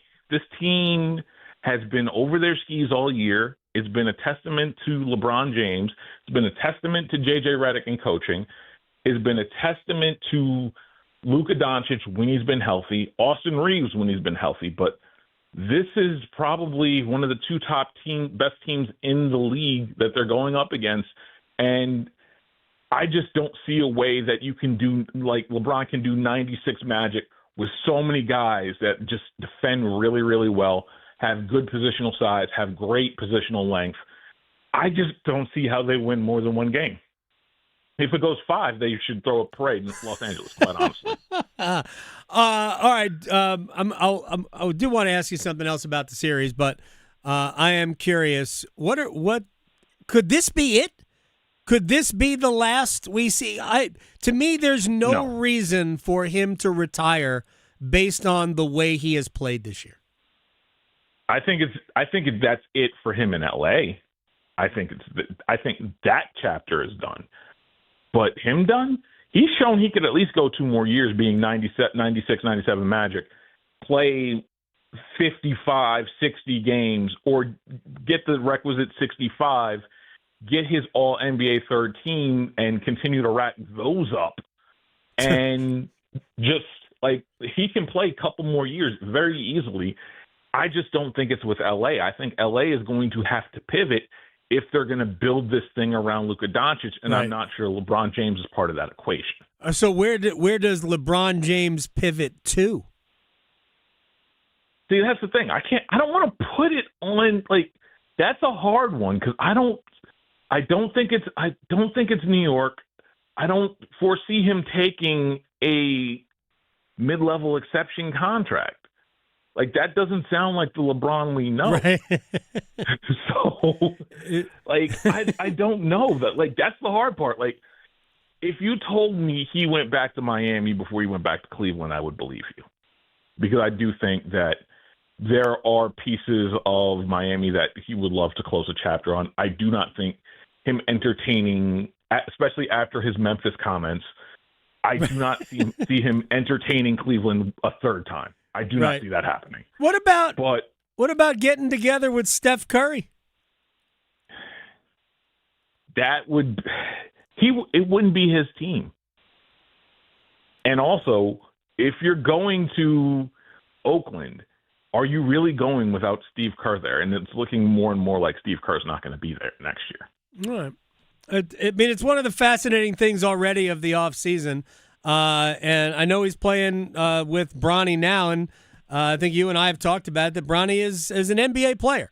Certainly not a starting level NBA player, but a guy who can contribute as a defender, and maybe the rest of his game gets to a better level as well, and he can be more of just a legitimate contributing rotation player on a good team. If Bronny is staying with the Lakers, I guess it wouldn't be out of the realm of possibility that LeBron stays there, even if it's, he can play any role though, can he?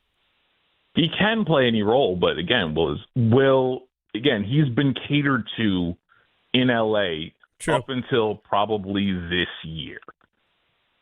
How is he going to handle that going forward? Right.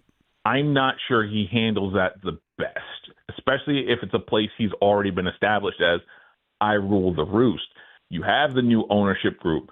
You have Rob Pelinka, who may or may not be transitioning to another role because, as we know, Mark Walter hires the best and will spare no expense. And if you don't believe me, go look at the Dodgers and their payroll right now. Right. So I do wonder if the Lakers are just in a massive transition, and I wonder if it's time for LeBron, to use a Hollywood phrase, exit stage left, and no one's mad at each other. There are no hard feelings, and everyone gets to start fresh. And again, it's going to be one of the most fascinating things in the offseason. Kanata Edwards, not a describe.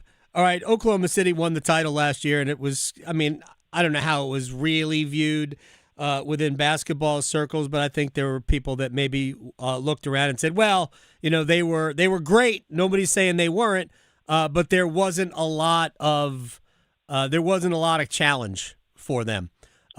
So is Oklahoma City one of those historically great teams, or are they just at the right place at the right time? I think I would split the middle on that. I think, and I hate to sit on the fence on this one, but I think there's a middle ground, because they were challenged. Remember, they were a Tyrese Halliburton Achilles tear away from potentially losing a Game 7 in Oklahoma City, and we look at that run completely differently. They were pushed. They were challenged. But I do think that there were points in time where in December we were talking about maybe this team messes around and wins 75 games. Right, exactly. And then health started, and then the regular season started wearing on them, and health started wearing on them. I think they're a great team. I just worry that they're going to run into a team that has a guy that's greater than their greatest guy and can affect the game in a way that Shai Gilgeous-Alexander can't right now. And, oh, yeah, that other guy really hates Chet Holmgren, too. Who is that other guy? That would be Victor Wembanyama. Yeah, but they kept. I'm glad you brought him up, because I really want to ask you about Anthony Edwards. But yeah, San Antonio probably needed to win Game 1, no? Or is that just a blip? I think it's the blip. I also think that Minnesota is better than we've given them credit for. I do think that when everyone was starting to pile on to Denver on how could you lose, we forgot that, one, there's a defensive player, four-time defensive player of the year winner over there, on top of very rangy defenders. And, oh, yeah, Julius Randle isn't bad either.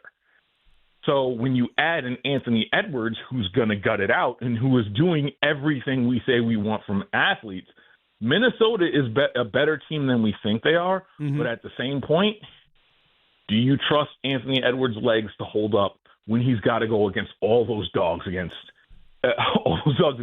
San Antonio? No, but what they've done, though, is they've bought themselves time. If they wanted to leave him out of Game 2, they can do that now. Absolutely.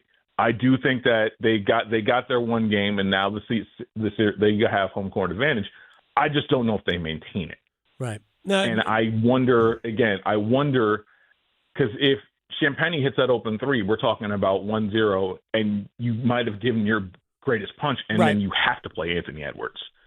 So I still feel good about San Antonio. It just means they might have to do it in six rather than 5. Kanata Edwards is joining us here on the Adam Gold Show. Final thing, have we seen the last of Jaylen Brown and Jason Tatum together in Boston? I did think that it was kind of weak for Brown to just question the officiating integrity and all of that. I was like, dude, I get it. You're emotional. I have tons of respect for who Jaylen Brown is as a person, but that was pretty childish, I thought. To be fair, like, Adam, have you ever seen a guy that everyone keeps telling you is just ridiculously intelligent, and he keeps doing dumb stuff? I do think he's smart, though. Brown experience. I think he's smart. Like, everyone keeps telling me how smart he is, and he keeps doing these dumb things to shoot himself in the foot. I want to like Jaylen Brown. He just makes it incredibly difficult to do so. But to answer your question, I think, I do wonder if we've reached the tipping point of Jaylen Brown wants his own team, and now you have to build around him, and Jason Tatum's the clearly better player. So what do you do with that? If I was Boston, I would try to make that work as best as I can until I can't anymore. It's just I'm not sure it lasts.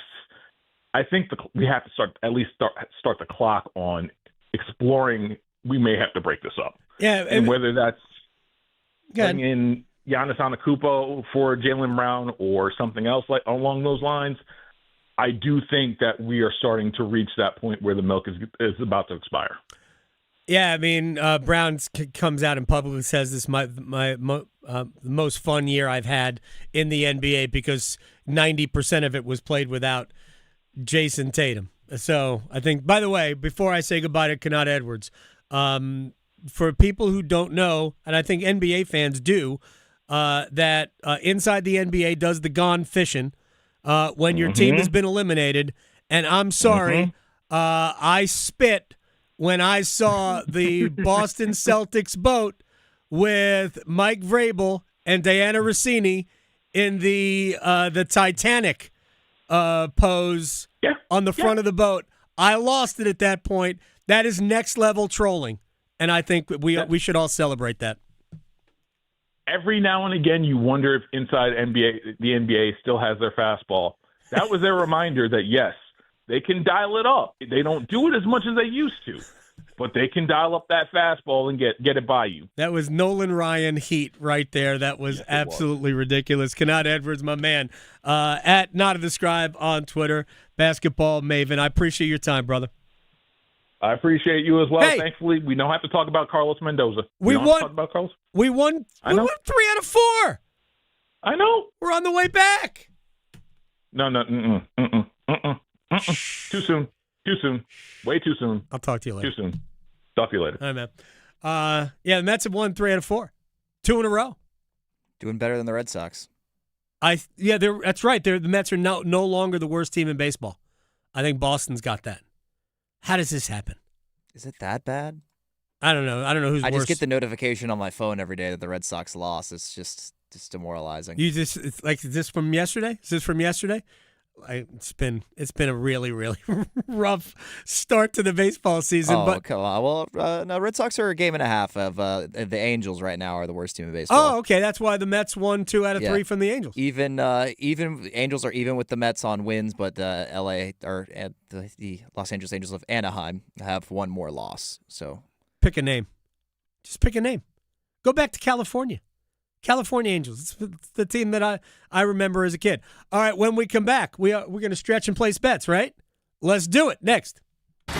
Because your fantasy football team needs all the help it can get, the Adam Gold Show on the North Carolina Sports Network. If you want the nation's best auto insurer, look no further than North Carolina Farm Bureau Insurance. Rated #1 in Crash Network's Insurer Report Card 7 years in a row, we're the only insurer in the nation to receive an A+ rating from auto body shops. Our philosophy is simple: be fair, be quick, be the best. North Carolina Farm Bureau Insurance. Helping you is what we do best. You don't build a tradition overnight. You earn it. The Coca-Cola 600's underway. This is a crown jewel race. It's a 600-mile salute to those who have made the ultimate sacrifice. It's do what we love because of the sacrifices that were made by our military heroes. If you win this one, you'll carry it with you forever. It's NASCAR's toughest tested man and machine. It's the Coca-Cola 600 at Charlotte Motor Speedway on Memorial Day weekend. Carolina Complete Health. From neighborhoods in Charlotte to families in Greensboro, Raleigh, and Durham, all the way to Asheville and Wilmington, and everything in between. We are here for communities across North Carolina, connecting you to the care and support you need. We are here to make healthcare easier to access and understand. We are here to bridge the gap, because your health matters. Your community matters. You matter. We are here for your health. Visit hereforyourhealthnc.com.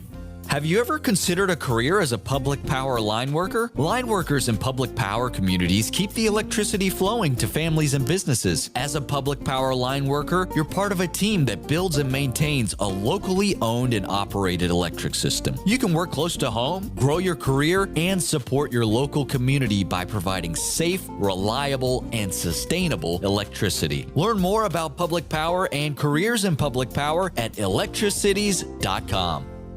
Are you taking care of someone on Medicare? Navigating Medicare can be overwhelming. You're not alone. The NC Department of Insurance SHIP program can help you figure out what steps to take and when. SHIP counselors can answer your questions. Visit ncshiip.com or call toll-free at 855-408-1212. SHIP provides free, unbiased help in all 100 counties. Project supported by grants from the Administration for Community Living. Contents do not necessarily represent official views of, nor an endorsement by ACL, HHS, or the U.S. government. You said you'd never buy your kid candy from the checkout aisle. Or forget extra diapers.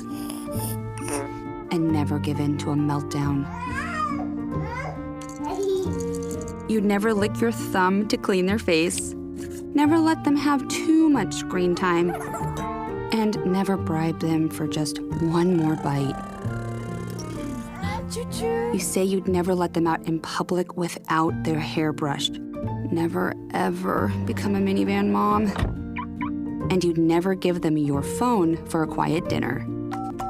Calling boss work phone. So when you say you'd never leave your child in a hot car, no, it can happen. Cars get hot fast, and kids can be at risk in temperatures as low as 60 degrees Fahrenheit. Never happens. Before you leave the car, always stop, look, lock. Brought to you by NHTSA and the Ad Council. AmeriHealth Caritas North Carolina is with you on your health journey and helping you over life's bumps in the road. We're a Medicaid managed care plan with extra benefits like adult vision care and weight loss memberships. Plus, earn rewards for healthy activities on our care card. We make care the heart of our work. Let's go. Visit AmeriHealth Caritas North Carolina at AmeriHealthCaritasNC.com or call 1-855-375-8811. This is Adam Gold. 540. Yeah. Right, the big outer belt loop. Why don't we just call them inner loop and outer loop? Don't give me north, south, east. It changes. Mm-hmm. It's a circle. Yeah, they should. They use it for belly buttons. Right, inner and outer. Yeah. What are we doing? Use it for belt lines. All right, I'm done with the rant. The Adam Gold Show.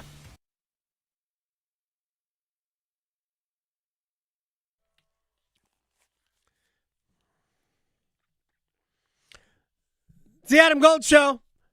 I am Adam Gold. Max Gorin on the ones and twos. Throwback music right here. Well done. It's not your normal yacht rock, though. You're multifaceted today. I listen to a lot of, 80s pop and stuff, too, so. I have a diverse library. I'm sure you do. It's very good. I enjoy it. All right, lots to do. Next hour, Dan Rosen, NHL.com, is going to join us. Has actually been covering the Minnesota. He will be covering the Minnesota-Colorado series. He's on Minnesota-Dallas in round one. But we'll talk to him. I don't know. Did you see the play that Vegas ultimately scored the goal on that has Joel Quenneville the out of his mind? Non-icing. It was definitely icing. But I don't think it was. It was never signaled for by the referee, but, he's well beyond the red line when he sends that in. So no. It what they ruled was that it was not a guarantee that Jackson Lacombe was going to get the puck, and that's where I think they got the call right, because Eichel kind of had the positioning in there, so I can see the argument. I probably would have called it icing, but it is a little bit borderline. At the time when they passed the hash marks, which is that's the spot where they would call it, Eichel was actually in front of Lacombe. So I get why they didn't. And the linesman was in position to make that call. So to me, it's at best 50-50. I think the real problem is that Anaheim shut off when that puck went in the corner. You just got to play. You just can't assume you're going to get a call. Especially after you just tied it up, too. Yeah. It was right. It was immediately after. So that to me is the real issue. And Joel Quenneville can be as mad as he wants, but for me, don't shut off. Play, and that obviously is a huge goal. And I think Vegas is going to win that series. But Anaheim is an enjoyable team to watch. They are really, really fun. All right, let's stretch.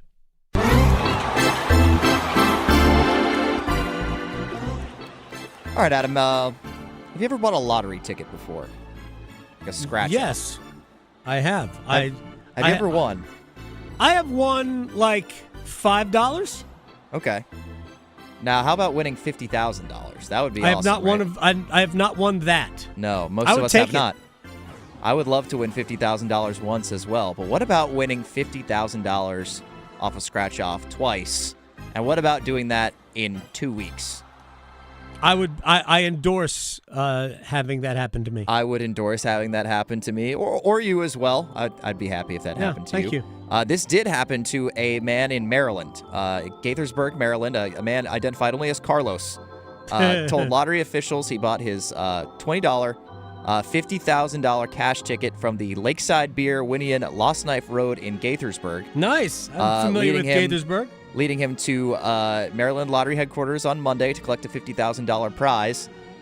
He showed up wearing the Maryland Lottery t-shirt he got on his first visit on April 20th to collect a first $50,000 prize from a $20 Lucky 777 ticket that he brought from the Shell station on Quince Orchard Road in Gaithersburg. Nice. So I guess Gaithersburg is just a hot zone for winning scratch-off tickets. Nice. But it's a funny picture. The guy has his face covered up, presumably for anonymity reasons, tax purposes. Yeah, but you can see the bottom of his shirt. He's got the Maryland Lottery T-shirt on. So twice in 2 weeks, winning $50,000 off of a scratch-off. So $100,000. He says the winnings from both tickets will be invested, and that he's hoping to come back next for $2 million. All right, then. I wish him good luck on that. I mean, obviously he knows what he's doing. Yeah, he must have some sort of system. And another story, this came out of New Jersey. There was some panic originally when a wallaby escaped from the Cape May County Park and Zoo. But this morning they found him. Around 10:30 a.m. this morning, they reported that the wallaby had been safely recovered after he escaped from his enclosure. They found him milling around the town hall in New Jersey here in Cape May County. So wallabies, you got to look out for him. He ended up at the Middle Township Courthouse. So I don't know if he was maybe trying to get some procedural stuff done up there, but yeah. The details of the wallaby's capture and how it managed to escape were not released. Perhaps they don't want to inspire any copycat escapes in the zoo, but yeah, there was a wallaby that escaped, but luckily they found him. I hate when the wallaby gets away. Wallaby. I mean, obviously they're not native to here, right? No, I don't believe so. Yeah, it does seem. They seem I'm like just going by they're very what athletic. happened in Finding Nemo. Yeah. Oh, yeah. The Wallaby Way. Yeah, exactly. It's not actually a wallaby. It's just the name of the street, I guess. Oh, that's a good point. But yeah. I do think there's a reason why it was the name of the street. Yeah. All right, but that's all I got. So again, I don't have a good transition, but we can. By the way, there was a story in The Athletic. I meant to bring this up yesterday. Did you see the story in The Athletic about the $100 hot dog? No. At Where is that? the Miami Grand Prix. Oh, of course, it's at F1. Yeah, exactly.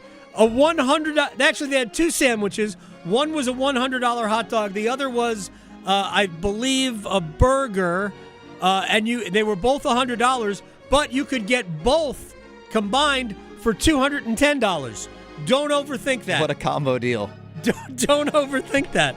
It's in The Athletic. It was a great piece, but it was an actual hot dog. It was a Wagyu beef hot dog. So there you go. There were truffles on it. There were 24-karat edible gold flakes on there, as well as caviar. Seems like all the stuff you'd want on a hot dog for $100. All right, that's all I got. Well, let's place bets. Place your bets. Place your bets. Here we are. I bet you slice into the woods $100. Gambling is illegal in Bushwood, sir, and I never slide. Okay, you can owe me. I owe you nothing. All right, I almost cashed the Hurricanes last night. We had a Hall anytime goal. We had an Ehlers point, but we had Gostisbehere with a point, and he did not scratch a point. So 2 out of 3 doesn't do us any good, and I don't remember the other ones we had. You go first.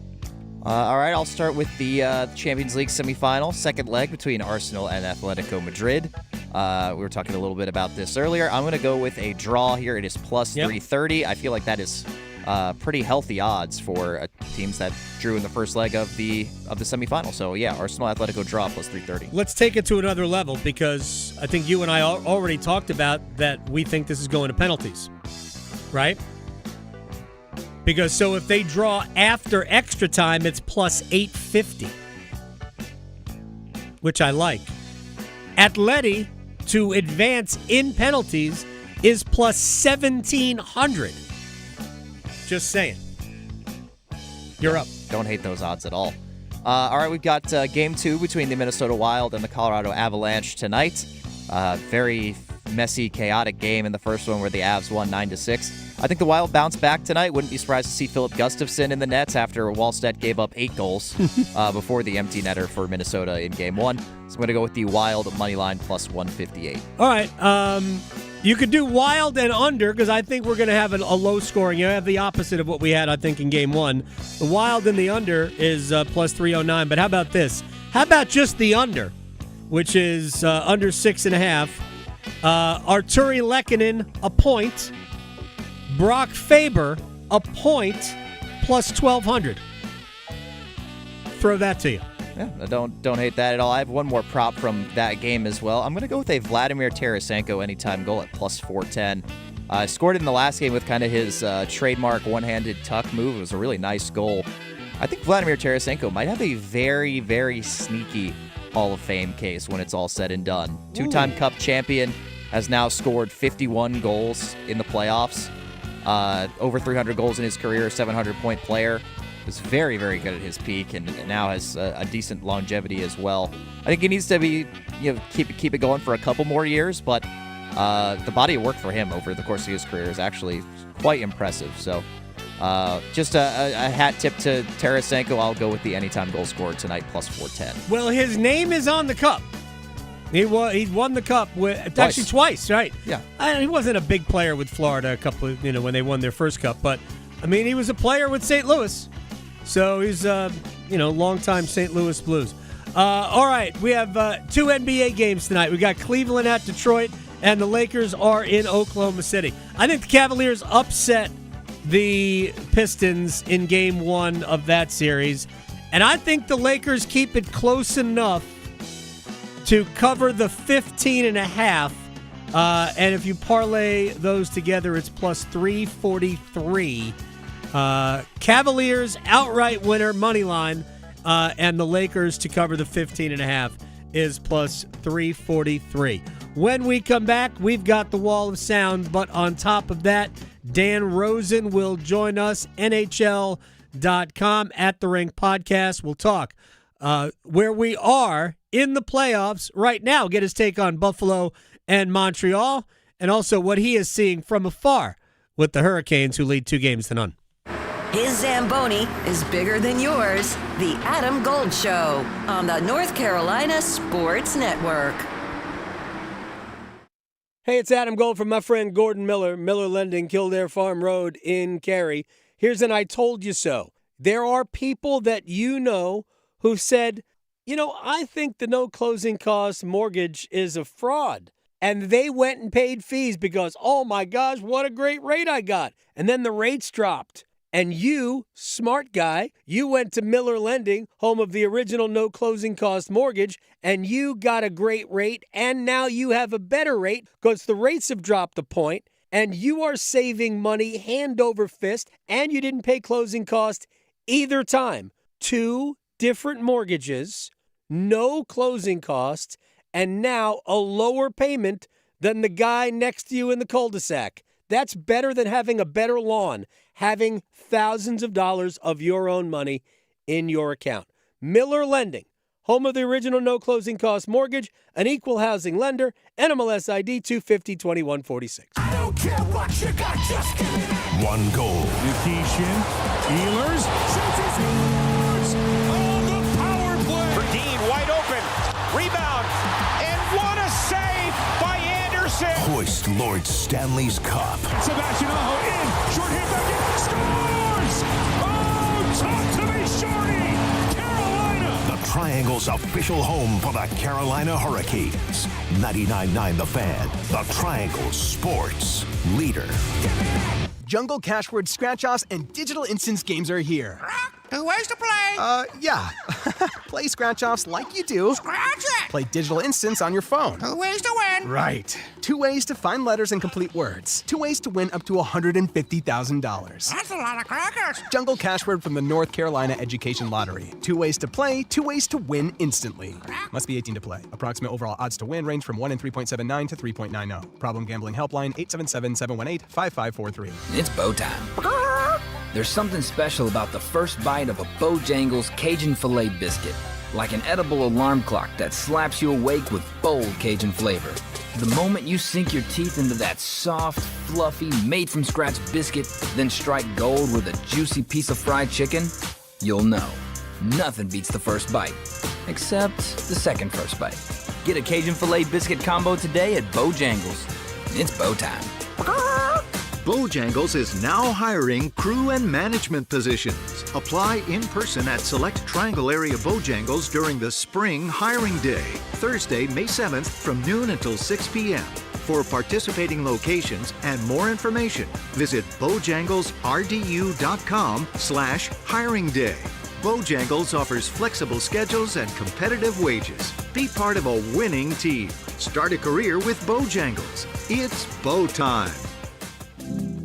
Kids across America are going to school hungry every day. With help from caring people across America, No Kid Hungry is providing healthy meals and hope to hungry kids so they can build better futures. Learn more at helpnokidhungry.org. Get in the zone, AutoZone. Welcome to Markdowns for Miles at AutoZone. Got any markdowns on brakes? We mark Duralast brake pads down to free. Free Duralast brake pads? When you buy 2 rotors. Can I get Duralast Gold pads for free? With 2 Duralast Gold rotors, and there's a lifetime warranty on brake pads. That's a huge markdown for like so many miles.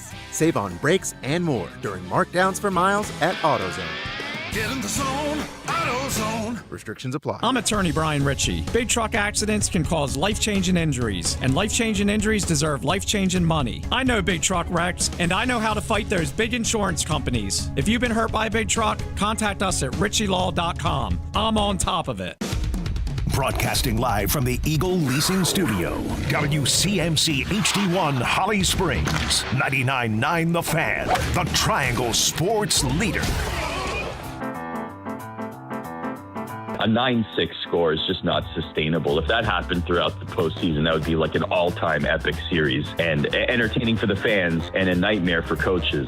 The thing to me is that both goaltenders have the possibility of being vulnerable after having great first-round series. I guess that would be my biggest takeaway is what does the goaltending look like? Is there a short leash for both of those goalies? Maybe they start game 2. Do we see the backup goalies come in at some point in the series if this kind of scoring trend continues?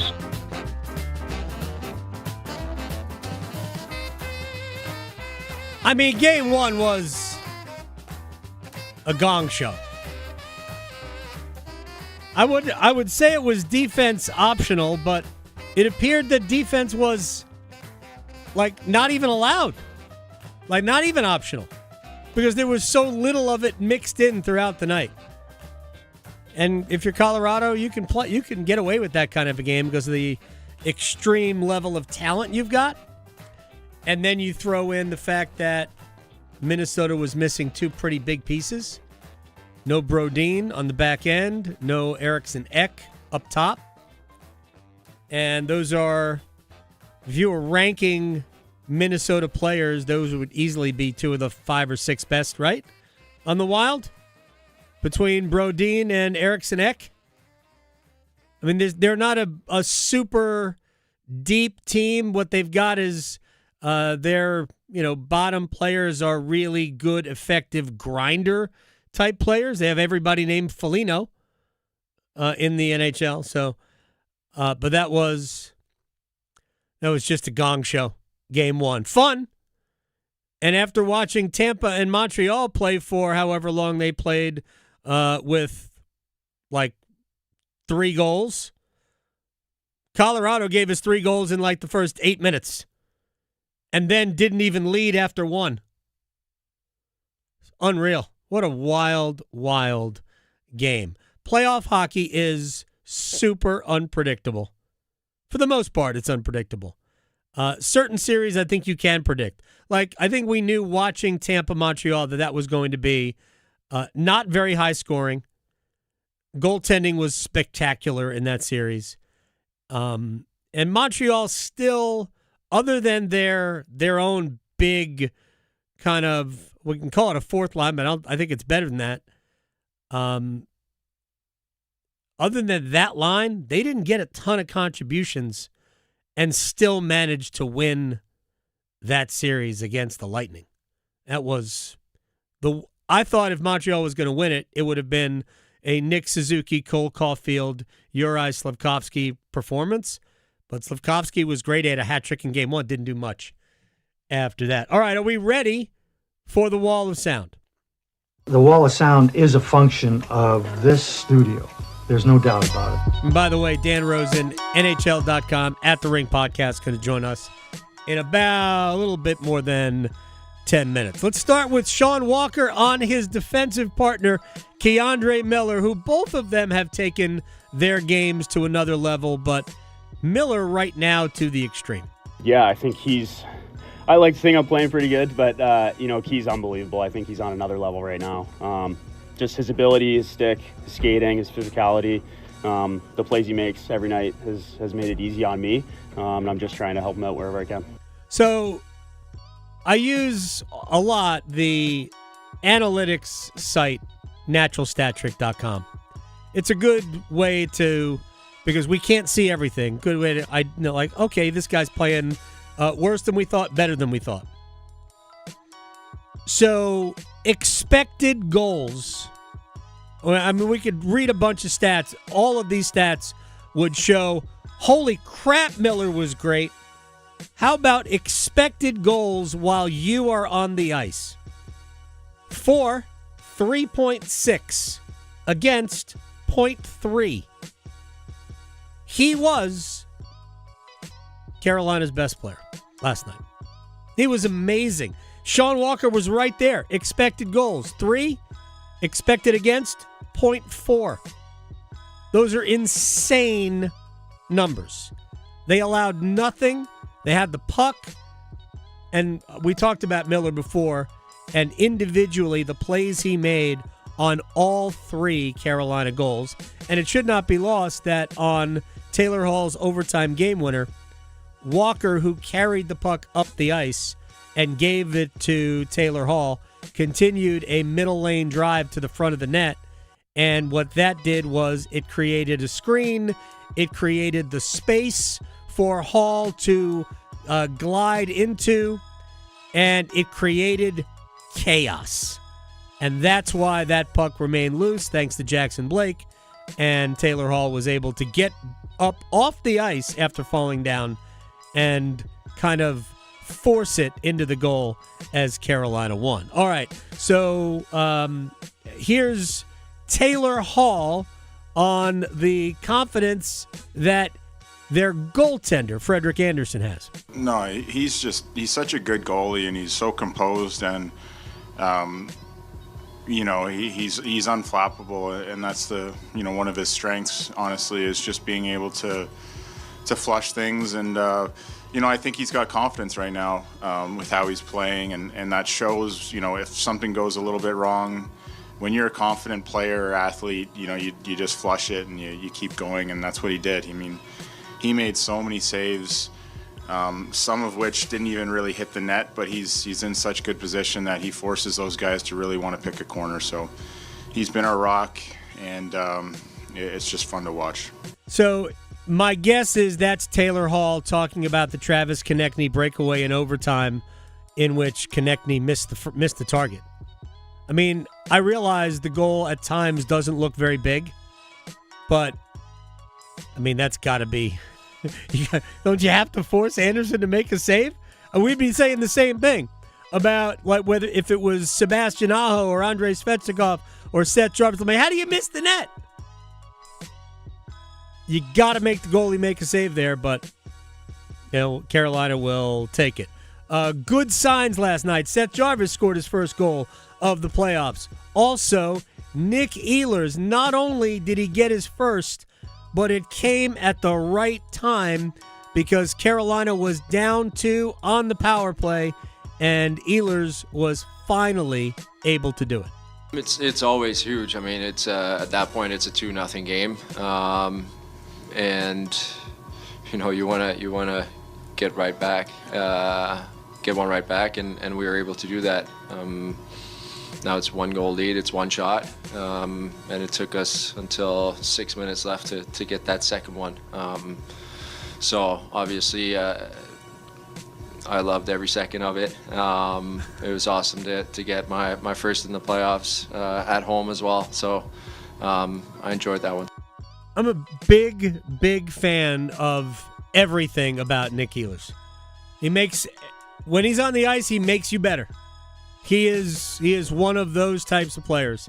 He makes things easier for his line mates. But I thought he was very, very good last night.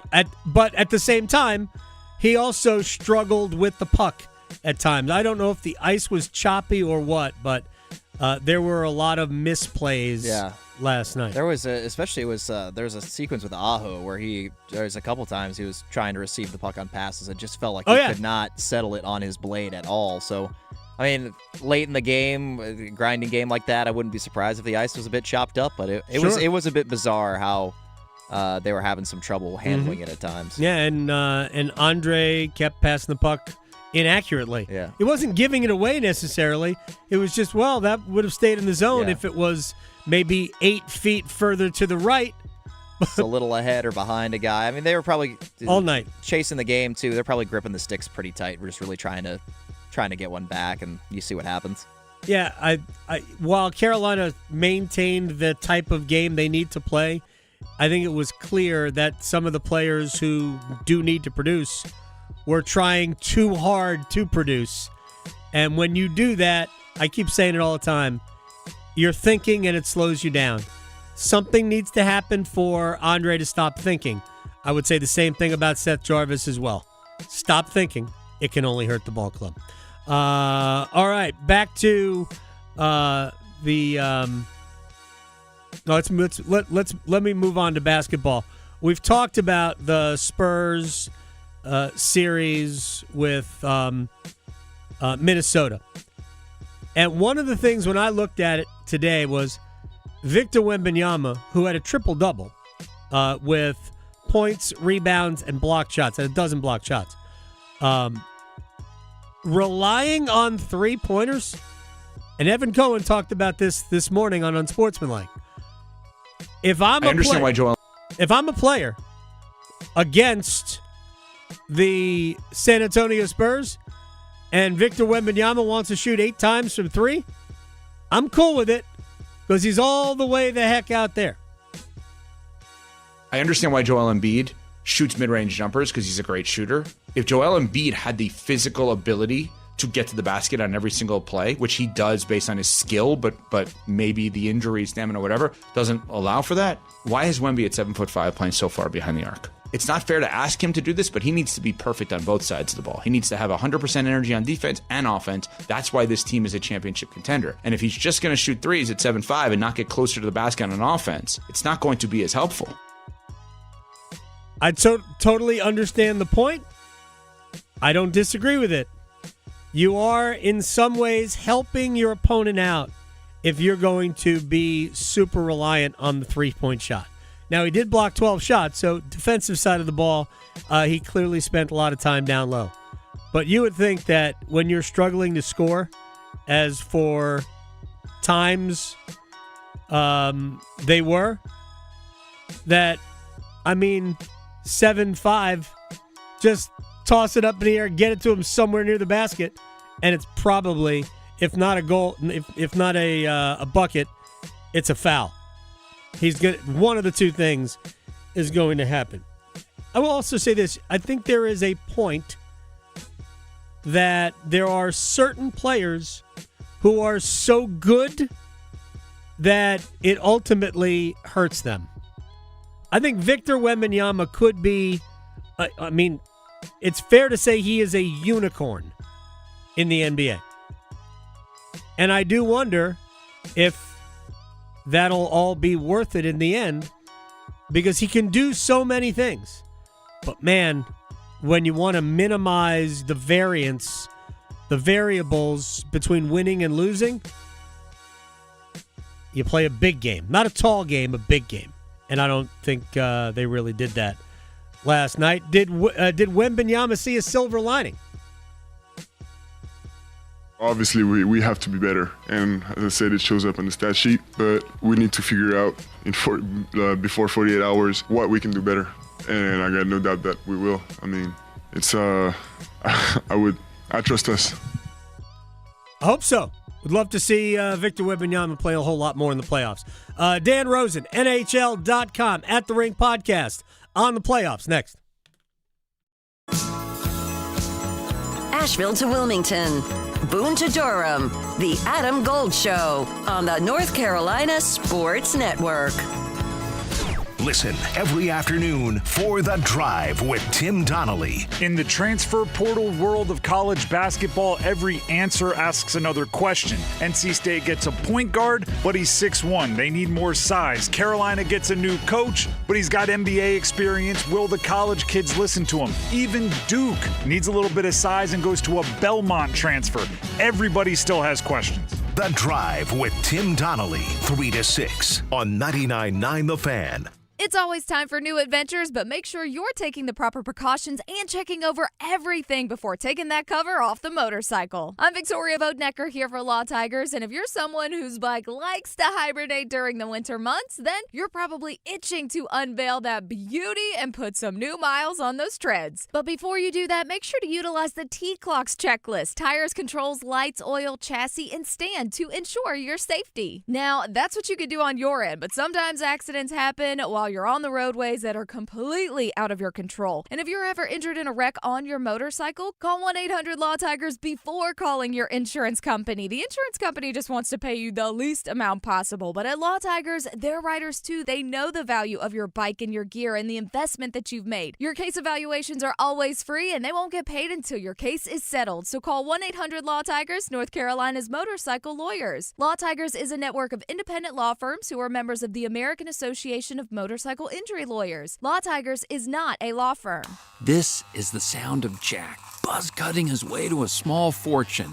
To Jack, every time he cuts his own hair, that's $50 right in his pocket. If Jack sees DIY buzz cuts as a saving strategy, Wells Fargo is right behind him. And with their mobile app, tracking his savings is easy. Oh, ouch. However you make money work, we can work with that. Mobile carriers' message and data rates may apply. Wells Fargo Bank, N.A., member FDIC. Calling all Caniacs, come watch the playoffs at Carolina Ale House as the official Canes road game headquarters. Carolina Ale House is hosting viewing parties for the Hurricanes away games. Join us for indoor-outdoor viewing parties at our Cary location throughout the playoffs. Think of it as a hometown tailgate. You just bring a lawn chair, enjoy food and beers from the outdoor bar, and watch on our enormous TV. Visit CarolinaAlehouse.com/Canes to learn more, or keep an eye on our social media. Ale yeah, and go Canes! As you go about your daily life, look closer. As you gather with family and friends, look closer. Right in your community, there are youth who don't have the home, warmth, and healing you have. So, look closer. Every year across America, a staggering 4.2 million youth are homeless or trafficked. Covenant House is the national leader providing safe housing for youth, 50 years strong. Tonight, 2,000 young people will sleep safely in a Covenant House bed. And tomorrow, they will wake up surrounded by love. Every youth who walks into Covenant House gets clean clothes, hot meals, medical care, and a safe place to sleep 24 hours a day, 7 days a week in sites across America to help them fulfill the great promise of their lives. So, look closer at Covenant House and help us fight youth homelessness. To help or get help, go to covenanthouse.org. This is the story of the one. As a procurement manager for a hospital system, she keeps every facility in her network stocked and ready. That's why she counts on Grainger to be her single source for thousands of products, from disinfectants to lighting, air filters, and more. And with fast, dependable delivery, Grainger helps her keep every facility stocked, safe, and running smoothly. Call 1-800-GRAINGER, click Grainger.com, or just stop by. Grainger, for the ones who get it done. One Adam Gold. One Adam Gold. Person in front of me in line had a box of wine. Oh, yeah. I feel that person. If you are buying boxed wine on a Friday, that thing is open right now. In the car. Yeah. I don't even need it to cool down. She jammed a big straw right through the top of the box yeah. in Went the car. to the gas station to get a cup of ice. Like, they don't even care. The Adam Gold Show.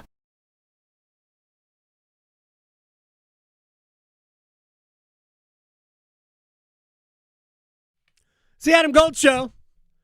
I am Adam Gold. Max sitting in for Victoria today, who is concerting. I saw this Twitter post. One of the great distractions when you're trying to cover a hockey game and also provide some content online are the comments, and they become super distracting. So here from Flyers Johnny. From Flyers Johnny. The Hurricanes will never have a rivalry with anyone because no one cares about them enough to inflict that much emotion. Good solid hockey team, good fundamentals, but their overall existence doesn't do much. Not a lot of excitement. You know what we call that? Small puck energy. That's what we call that. We don't need to be your rival, Philly. We don't. We simply need to beat you and move on. That's really all that matters. Was Flyers' last Stanley Cup? 1974? 74, Or 75? they went back-to-back, didn't they? Yeah, I think so, right? So maybe it would be 75. Hurricanes, 2006? A little more recent. Yeah. Flyers, like outside of bubble hockey? They've been to the final more recently. They lost, but they were there. That's, what, 12? 2010. 2010. Okay, right, yeah. Yeah. No, long time, great franchise, awesome fans. Awesome fans. But that right there, that's insecurity. That's what that is. Chef's kiss. Dan Rosen, NHL.com, at the Ring Podcast, joins us on the Adam Gold Show. These playoffs have been wild. Let me just start with Carolina, and then I want to branch out into some other things. Last night was the first time we saw some adversity for this group. First time they have trailed, not just in a playoff game, but since April the 7th in a game against Boston when they trailed 3-2 after one period. What impressed you or concerned you about the way Carolina played last night? Well, thanks for having me on, first off. Appreciate it. I was impressed by Freddie Anderson. I'll tell you that much. Boy. He was sensational. Mm-hmm. He was absolutely sensational, especially, in the overtime before Taylor Hall scored. What did he end up with? 15 saves in that overtime? Along those lines, right? Yeah. So he was dynamite. He was on top of it. He was seeing everything. He was on top of his crease. He was. It looked like he was seeing well through traffic and wasn't bothered by traffic in front of him when it got really in tight. So I was very impressed with that. I was impressed with the resiliency, and we've used that word a lot, but you needed it last night. It was a couple of goals in a span of 39 seconds, less than 5 minutes in. You're down 2-0, and then you're thinking to yourself, like I was thinking to myself, like, okay, maybe these Flyers are for real. Okay, yeah, right, 1-1 series, going back to Philly. Here's where we're going to be. But, you realize there's a lot of games to play, and I just really was impressed with how the Canes kept coming, how they just kept their game. They kept their heads. And what I also thought that they did is they kept their skill. It wasn't just a grinding, dare we say, old school Hurricanes type of game. They kept their skill. This team is more skilled than I think the other teams are, than the other teams that have, won playoff rounds before. Mm-hmm. There is an ability with this group to carry the puck up the ice, to move it well, to bring it in the zone, carrying it in the zone, to make a play through the neutral zone instead of just dump it in for check and go get it and fire it at the net. And I think we saw that. I think we definitely did see that, and I was impressed by that. And I'm not surprised that they're up 2-0 in the series. To be honest with you, I thought the Flyers, good on them, winning round one, but eventually it catches up to you, and Carolina did what it had to do in a real physical, nasty series, but only a 4-game series against Ottawa. So I thought Carolina would be up 2-0. They are up 2-0. I like the fact that they have to battle to get up 2-0.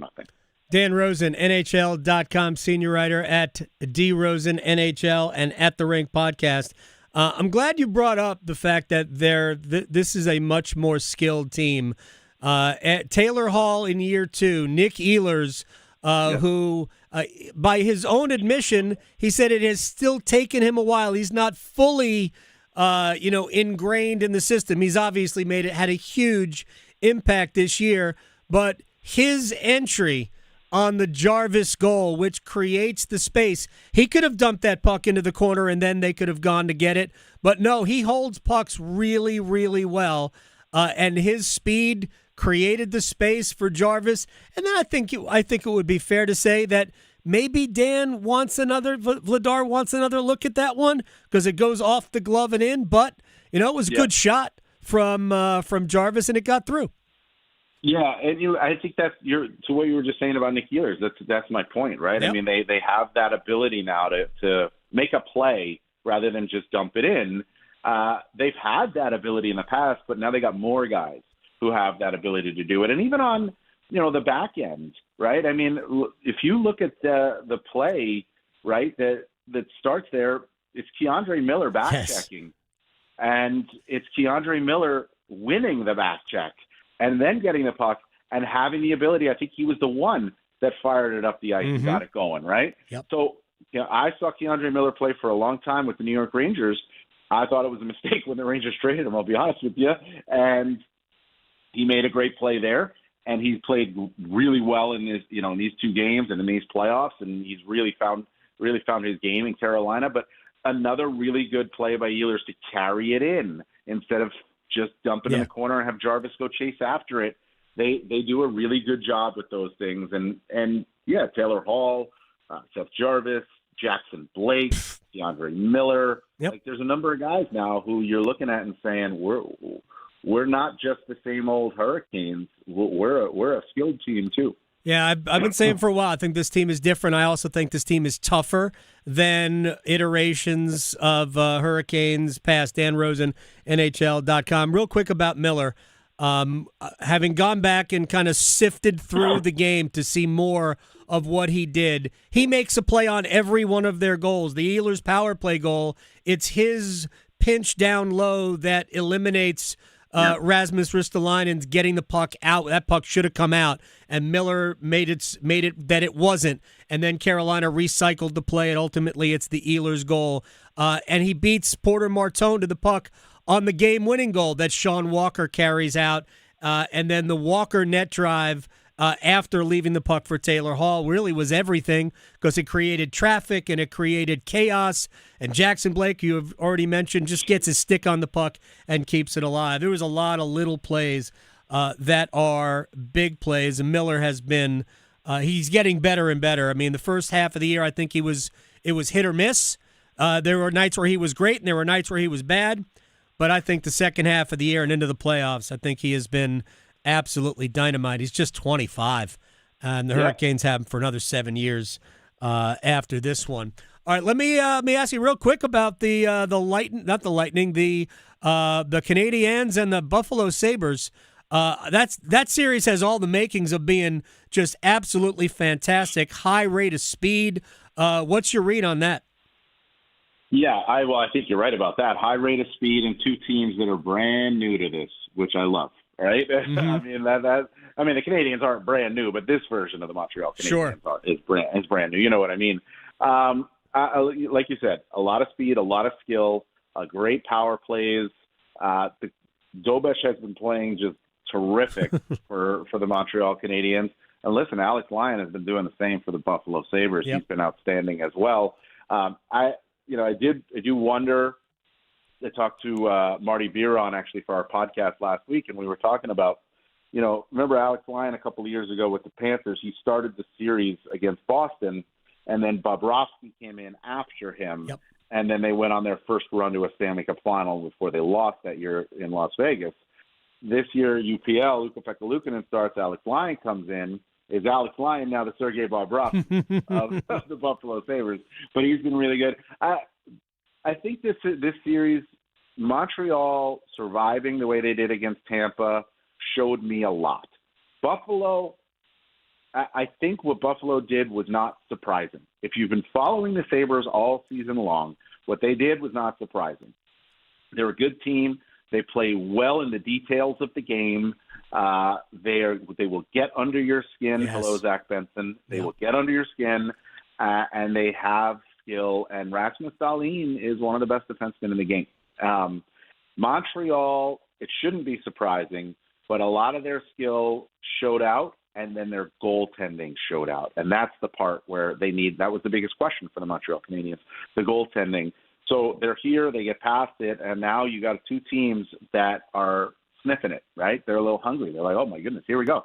Eastern Conference Finals right at our fingertips here. And I think this series has a chance to be a real thriller, and there's going to be a lot of speed in this, but I think it's still, and you could say this for every playoff series, but because these are two pretty untested goalies, you know, to me, it's going to come down to that goalie who plays with the biggest swagger, who basically comes out and says, I'm here, and this is where I belong.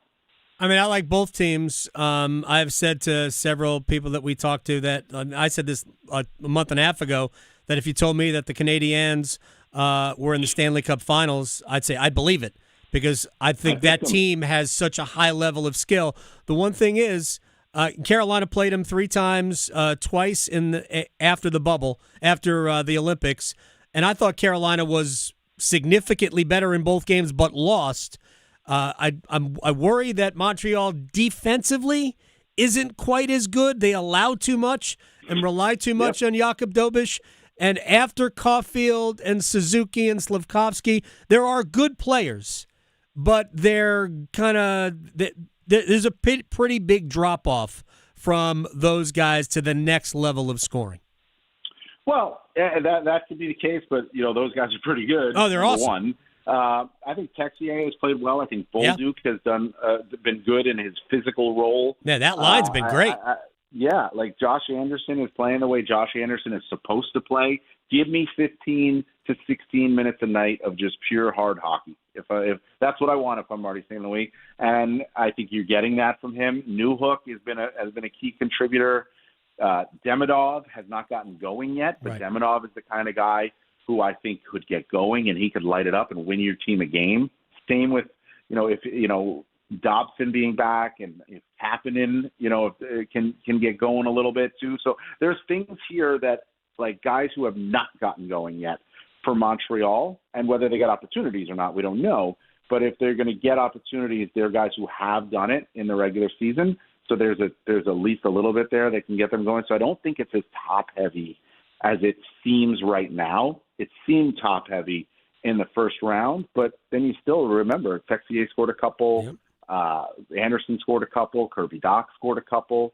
So they've got a little bit more depth there, I think. Dan Rosen, NHL.com senior writer. Let me ask you a couple of very quick questions about the West. One, did you think that was icing last night in the Anaheim-Vegas game? I'll be honest with you, I have to go back and look at the play. Then don't worry about it. You call me off. Yeah, that's fine. I go back and look at the play. I thought it was a 50-50 play. I could have seen it called either way, but the issue when you go back and watch it, Anaheim stopped playing, and to me, that's the issue. There's a tendency there. It's been a tendency for them all season. At times, they get a little too high and mighty on themselves offensively.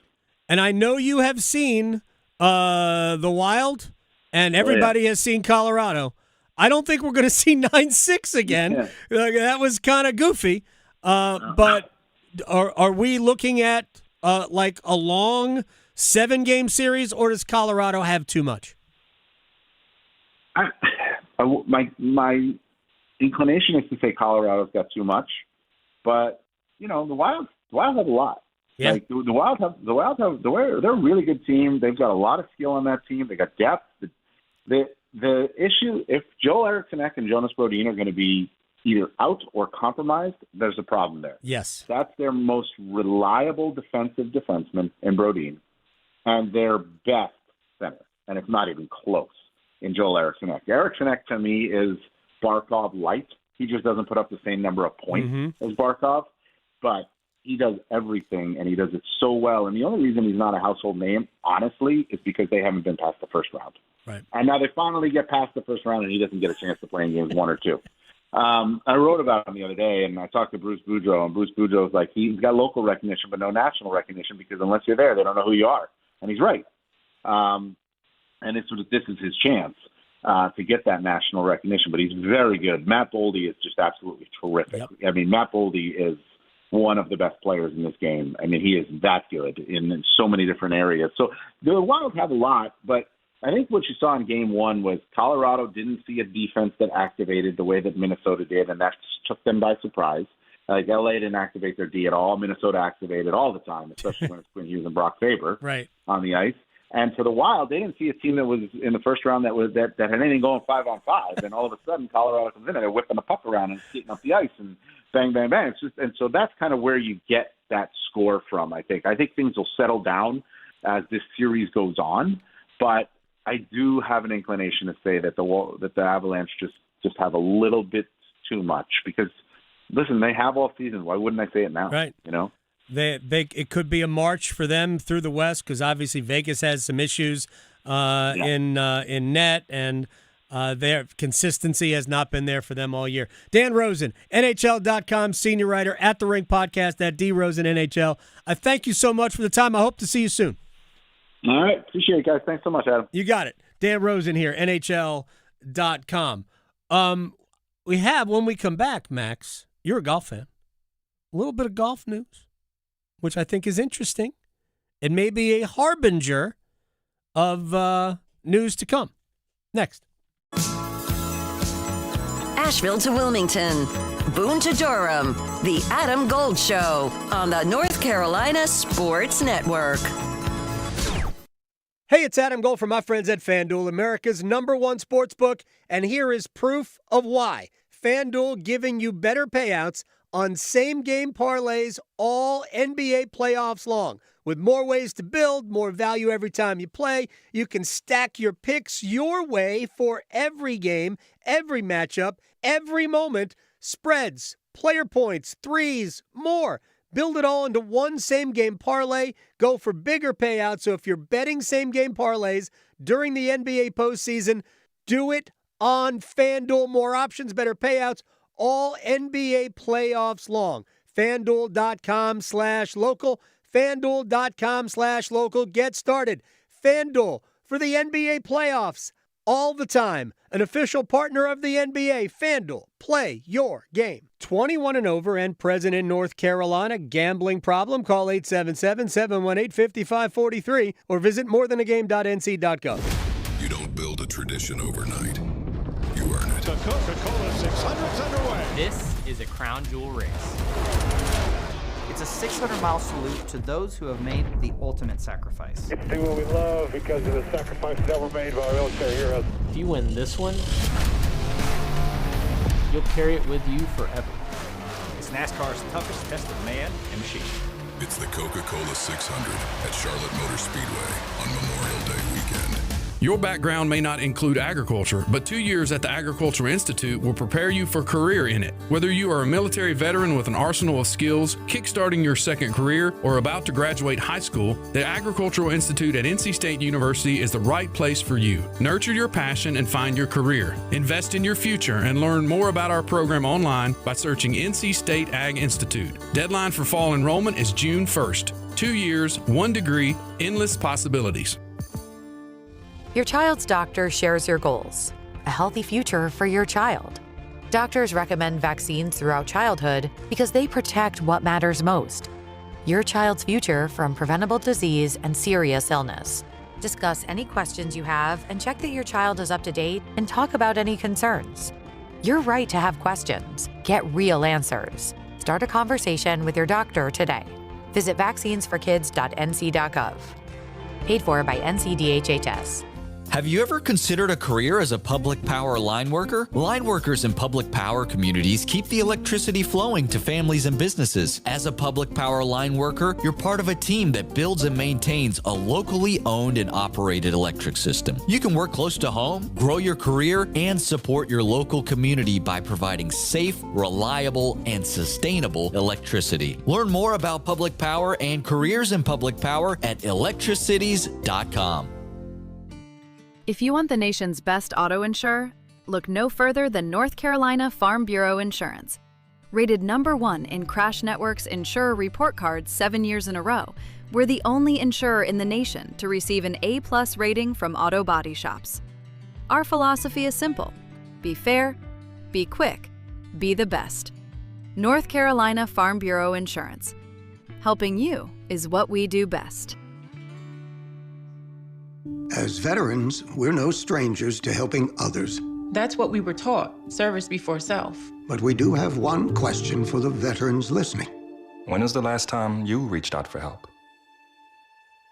If you or someone you know needs resources, whether it's for stress, finances, employment, or mental health, don't wait. Reach out. Find more information at va.gov/reach. That's va.gov/reach. Brought to you by the United States Department of Veterans Affairs and the Ad Council. One Adam Gold. I told Jack in the car, you know what the word of the year is? He goes, what? I said it's 6-7. He just laughed. I know. It just means nothing, and that's fantastic that it's now the word of the year. What a country. Can we bring back cool story, bro? That way, us millennials can be like, yeah, cool story, bro. I would love it. The Adam Gold Show.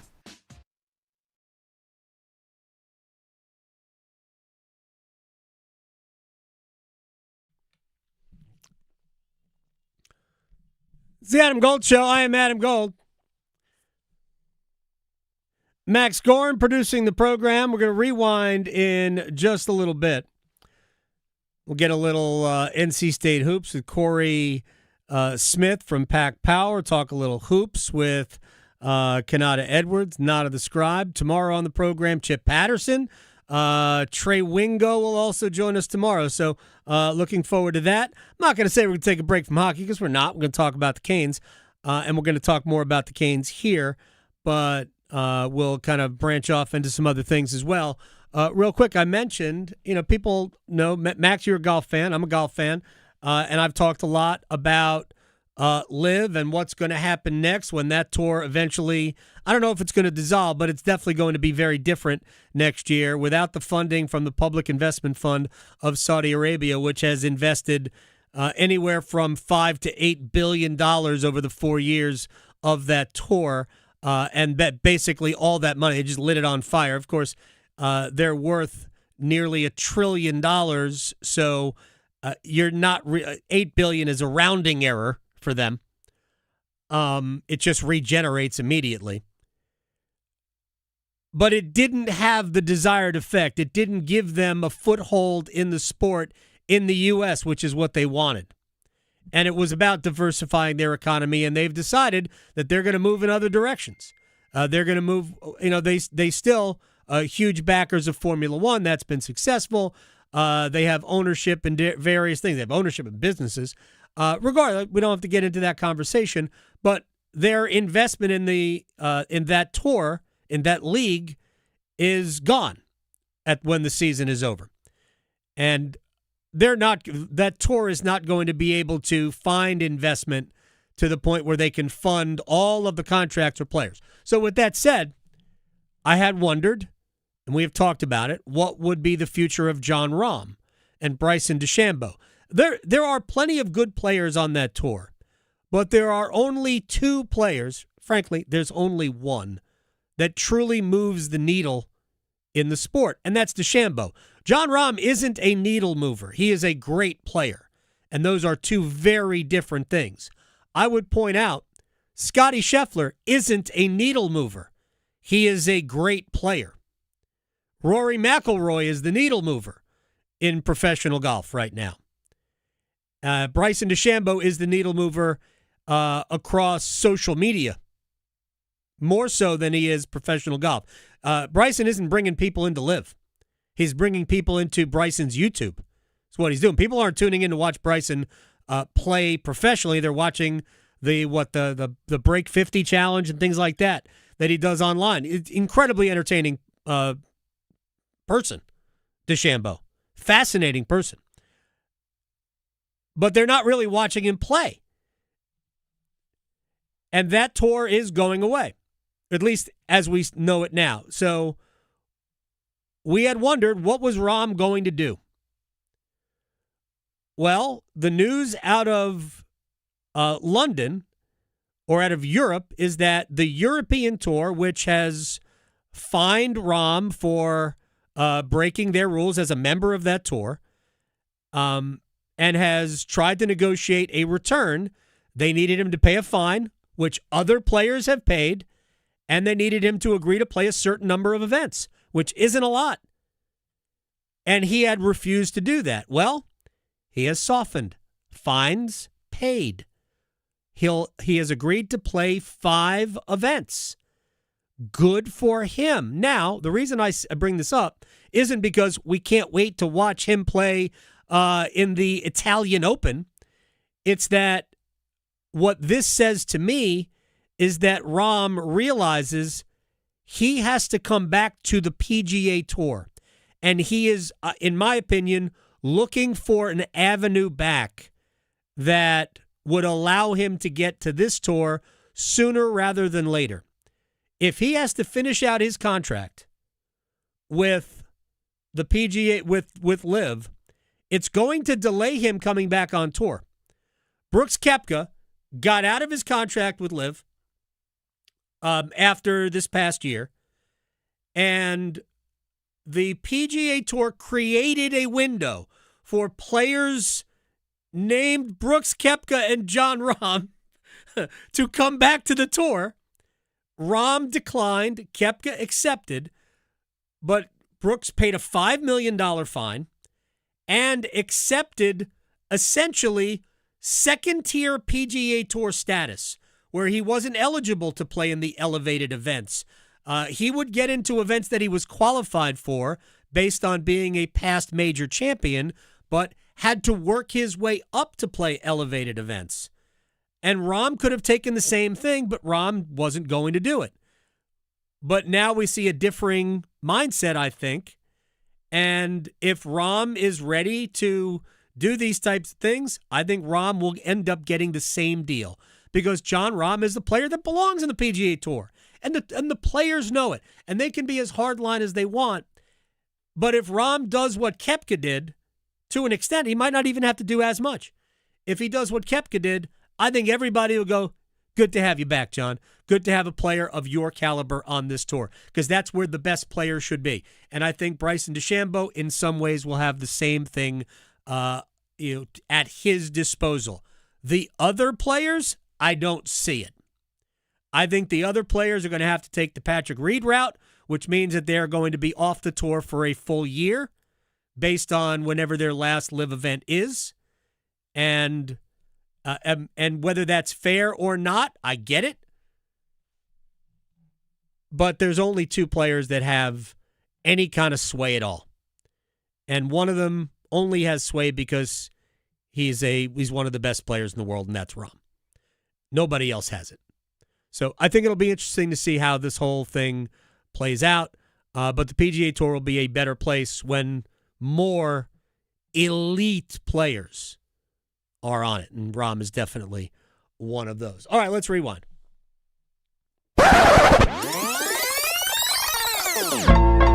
And we'll start with the return to NC State of Paul McNeil. You know, we talked to Brendan Marks from The Athletic last week, and Brendan brought up, because we talked about the rosters of the 3 schools, and at that point, it seemed like McNeil wasn't coming back.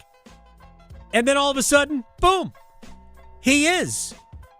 Cory Smith, Pack Power, on the return. Yeah, I mean, I think the biggest thing that had Paul McNeil sticking around was the fact that, he got to play closer to home. Also, the fact that he got a really good deal from NC State. Like, I know the money is out there from LSU, or, right. There was talks of what he was going to get offered. But I think what ultimately kept him closer to home was the fact that Paul McNeil is Paul McNeil. Like, he's been a loyal guy throughout his entire career, whether it was sticking with Garner Road, at the high school level, staying in Rockingham, through the high school level as well. And when he came to NC State, now playing for his third coach in 3 years. And then I think it's also, I think this is an underrated part of it too, was the fact that going all the way back to when NC State was looking for the next head coach, I had heard over and over and over again that the preference for him, for Paul McNeil, was for them to go get Justin Gainey, just because he felt like, him getting the opportunity to play for a former NC State player, getting the opportunity to play for somebody that also recruited him out of high school at Tennessee, and having that relationship, I think that contributed in a big way to him ultimately wanting to stick at NC State. So while he did enter the transfer portal to take a look at other options, that was something that I think was always in the back of his mind, too, that he ultimately wanted to play for somebody like Justin Gainey. And, the LSU stuff, too, I've shared a little bit of this on our boards in the past, but I don't think there was a trust factor there either. And that played a part in it, too. And the way the season went down at the end of everything with NC State last year, and knowing that he would have to go play for Will Wade certainly didn't help things either. Well, welcome back. I mean, he's one of the best players in the league, I think. Certainly one of the best returning players in the league. And, I mean, it remains to be seen what kind of talent level State has throughout the roster. It's a lot of players who came from mid-majors, but it looks like they're all good players. I'm fascinated by how this thing is going to play out. I want to see Justin Gainey as the head coach at NC State. It's hard to say right now what it's going to look like. It really is. But I think you can make an argument that it's going to be pretty good. I don't know what's going to happen to Carolina. I mean, we really don't know about any of the rosters because we haven't seen the players play as a group. Duke's got a bunch of returners, and that'll help. We know how good some of the players are. Carolina, it's going to be a mishmash. We still don't know if Matt Abel's going to ultimately be at UNC because the NBA draft might be enticing enough. Oh, maybe he gets a back of the first round guarantee. Yeah, we'll I see don't know what's going to happen there. We'll see what happens to the Combine next week. My guess is that he stays at Carolina. That's my guess. But we'll see what happens. All right, real quick to the NBA before we finish. Back with the Carolina Hurricanes. Kanata Edwards, Nada the Scribe. Are the Knicks going to the finals? Sir, do I really have to? Do I have to bring up the reruns of old grief? Because, again, how many times have we said this where the Knicks, after a stretch of games, look really, really good and then end up just the bottom falling out completely? Just think about the Heat. Again, think about 97 in the Heat. Right. They look great. Are the Knicks going to go to the finals? And then what happens? Patrick Ewing leaves the bench. They're never the same. Right. So I would just caution, we thought they were going to go last year, and then I didn't. Indiana happened. I didn't. I'm not bullish on the Knicks, although this year, maybe? All right, Lakers, Oklahoma City. LeBron James, there's no way he's ever been in a playoff game a 15.5-point underdog before, right? I mean, I can't imagine it. Anyway, do they have a chance to beat the Thunder in this series, Nada? Does a meteor falling on Oklahoma City, does that count as a chance? Yeah. Because if so, then yes, the meteor has to fall. But outside of that, not really. This team has been over their skis all year. It's been a testament to LeBron James. It's been a testament to J.J. Redick in coaching. It's been a testament to Luka Doncic when he's been healthy, Austin Reeves when he's been healthy. But this is probably one of the two best teams in the league that they're going up against. And I just don't see a way that you can do, LeBron can do 96 Magic with so many guys that just defend really, really well, have good positional size, have great positional length. I just don't see how they win more than one game. If it goes 5, they should throw a parade in Los Angeles, quite honestly. Wait. All right, final question, and then I want to close on hockey. Is this it for LeBron? I think that's it for him in LA. I think that chapter is done. But him done? He's shown he could at least go 2 more years being 96, 97 Magic, play 55, 60 games, or get the requisite 65, get his all-NBA third team, and continue to rack those up. And just, like, he can play a couple more years very easily. I just don't think it's with LA. I think LA is going to have to pivot if they're going to build this thing around Luka Doncic, and I'm not sure LeBron James is part of that equation. All right, now let me move on.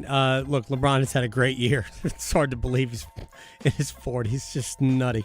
All right, we have about 2.5 minutes left to talk about Carolina, Philadelphia, heading to Game 3.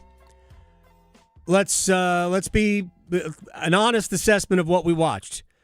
While Carolina certainly made a ton of good plays, and they had guys who had, while maybe not great games, although Keandre Miller and Sean Walker, I believe, had great games, they had guys that made big plays when they needed.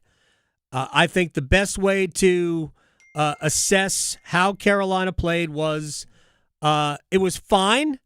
They kind of got away with it. That game was a loss. Were it not for Frederick Anderson, it's a loss.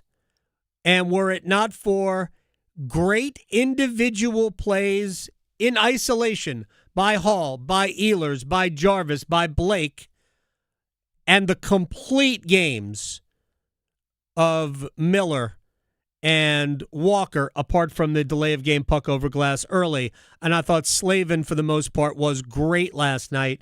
This is where Carolina won the game. And the separation between them and Philadelphia is that Carolina's best players, if you listed the best players in this series, you would list a lot of Hurricanes before you would list a single Flyer. And then the first Flyer would probably be Vladar. Yes, I agree. It would be Vladar. Now, Philly's got good players. There's no doubt that, by the way, Noah Cates is hurt. And I think Noah Cates is a very good player. He is hurt. They have not seen Owen Tippett yet. Tippett being out is a big factor. Tippett is a very good player, and he has been a problem for Carolina over the last several years. But Carolina's best players are all better than Philly's best players. And Frederick Anderson has been tremendous. But Carolina, I think, got away with it yesterday. Play a better game in Game 3 than you did in Game 2, and I think the Hurricanes will lead the series 3-0, and we are looking at potentially, I'm not forecasting it, but play better, and you are looking at potentially another sweep in the second round, which, I mean, good and bad. Yeah. You like the rest. Potential, week and a half layoff. They'll be done. If that's the case. If it's a sweep, they'll be done before Montreal and Buffalo play Game 3. Because Game 1 is Wednesday. And Game 2 is Friday. Was Friday? No, Game 2 is... Game 2 is Friday. Game 3 is Sunday. Maybe they should let Philly win one at home just for the sake of not leaving us with no Canes hockey to watch for 2 weeks. Yeah, well, I mean, selfishly we want to watch, but also the sooner you get out of it, the fewer live bullets you face.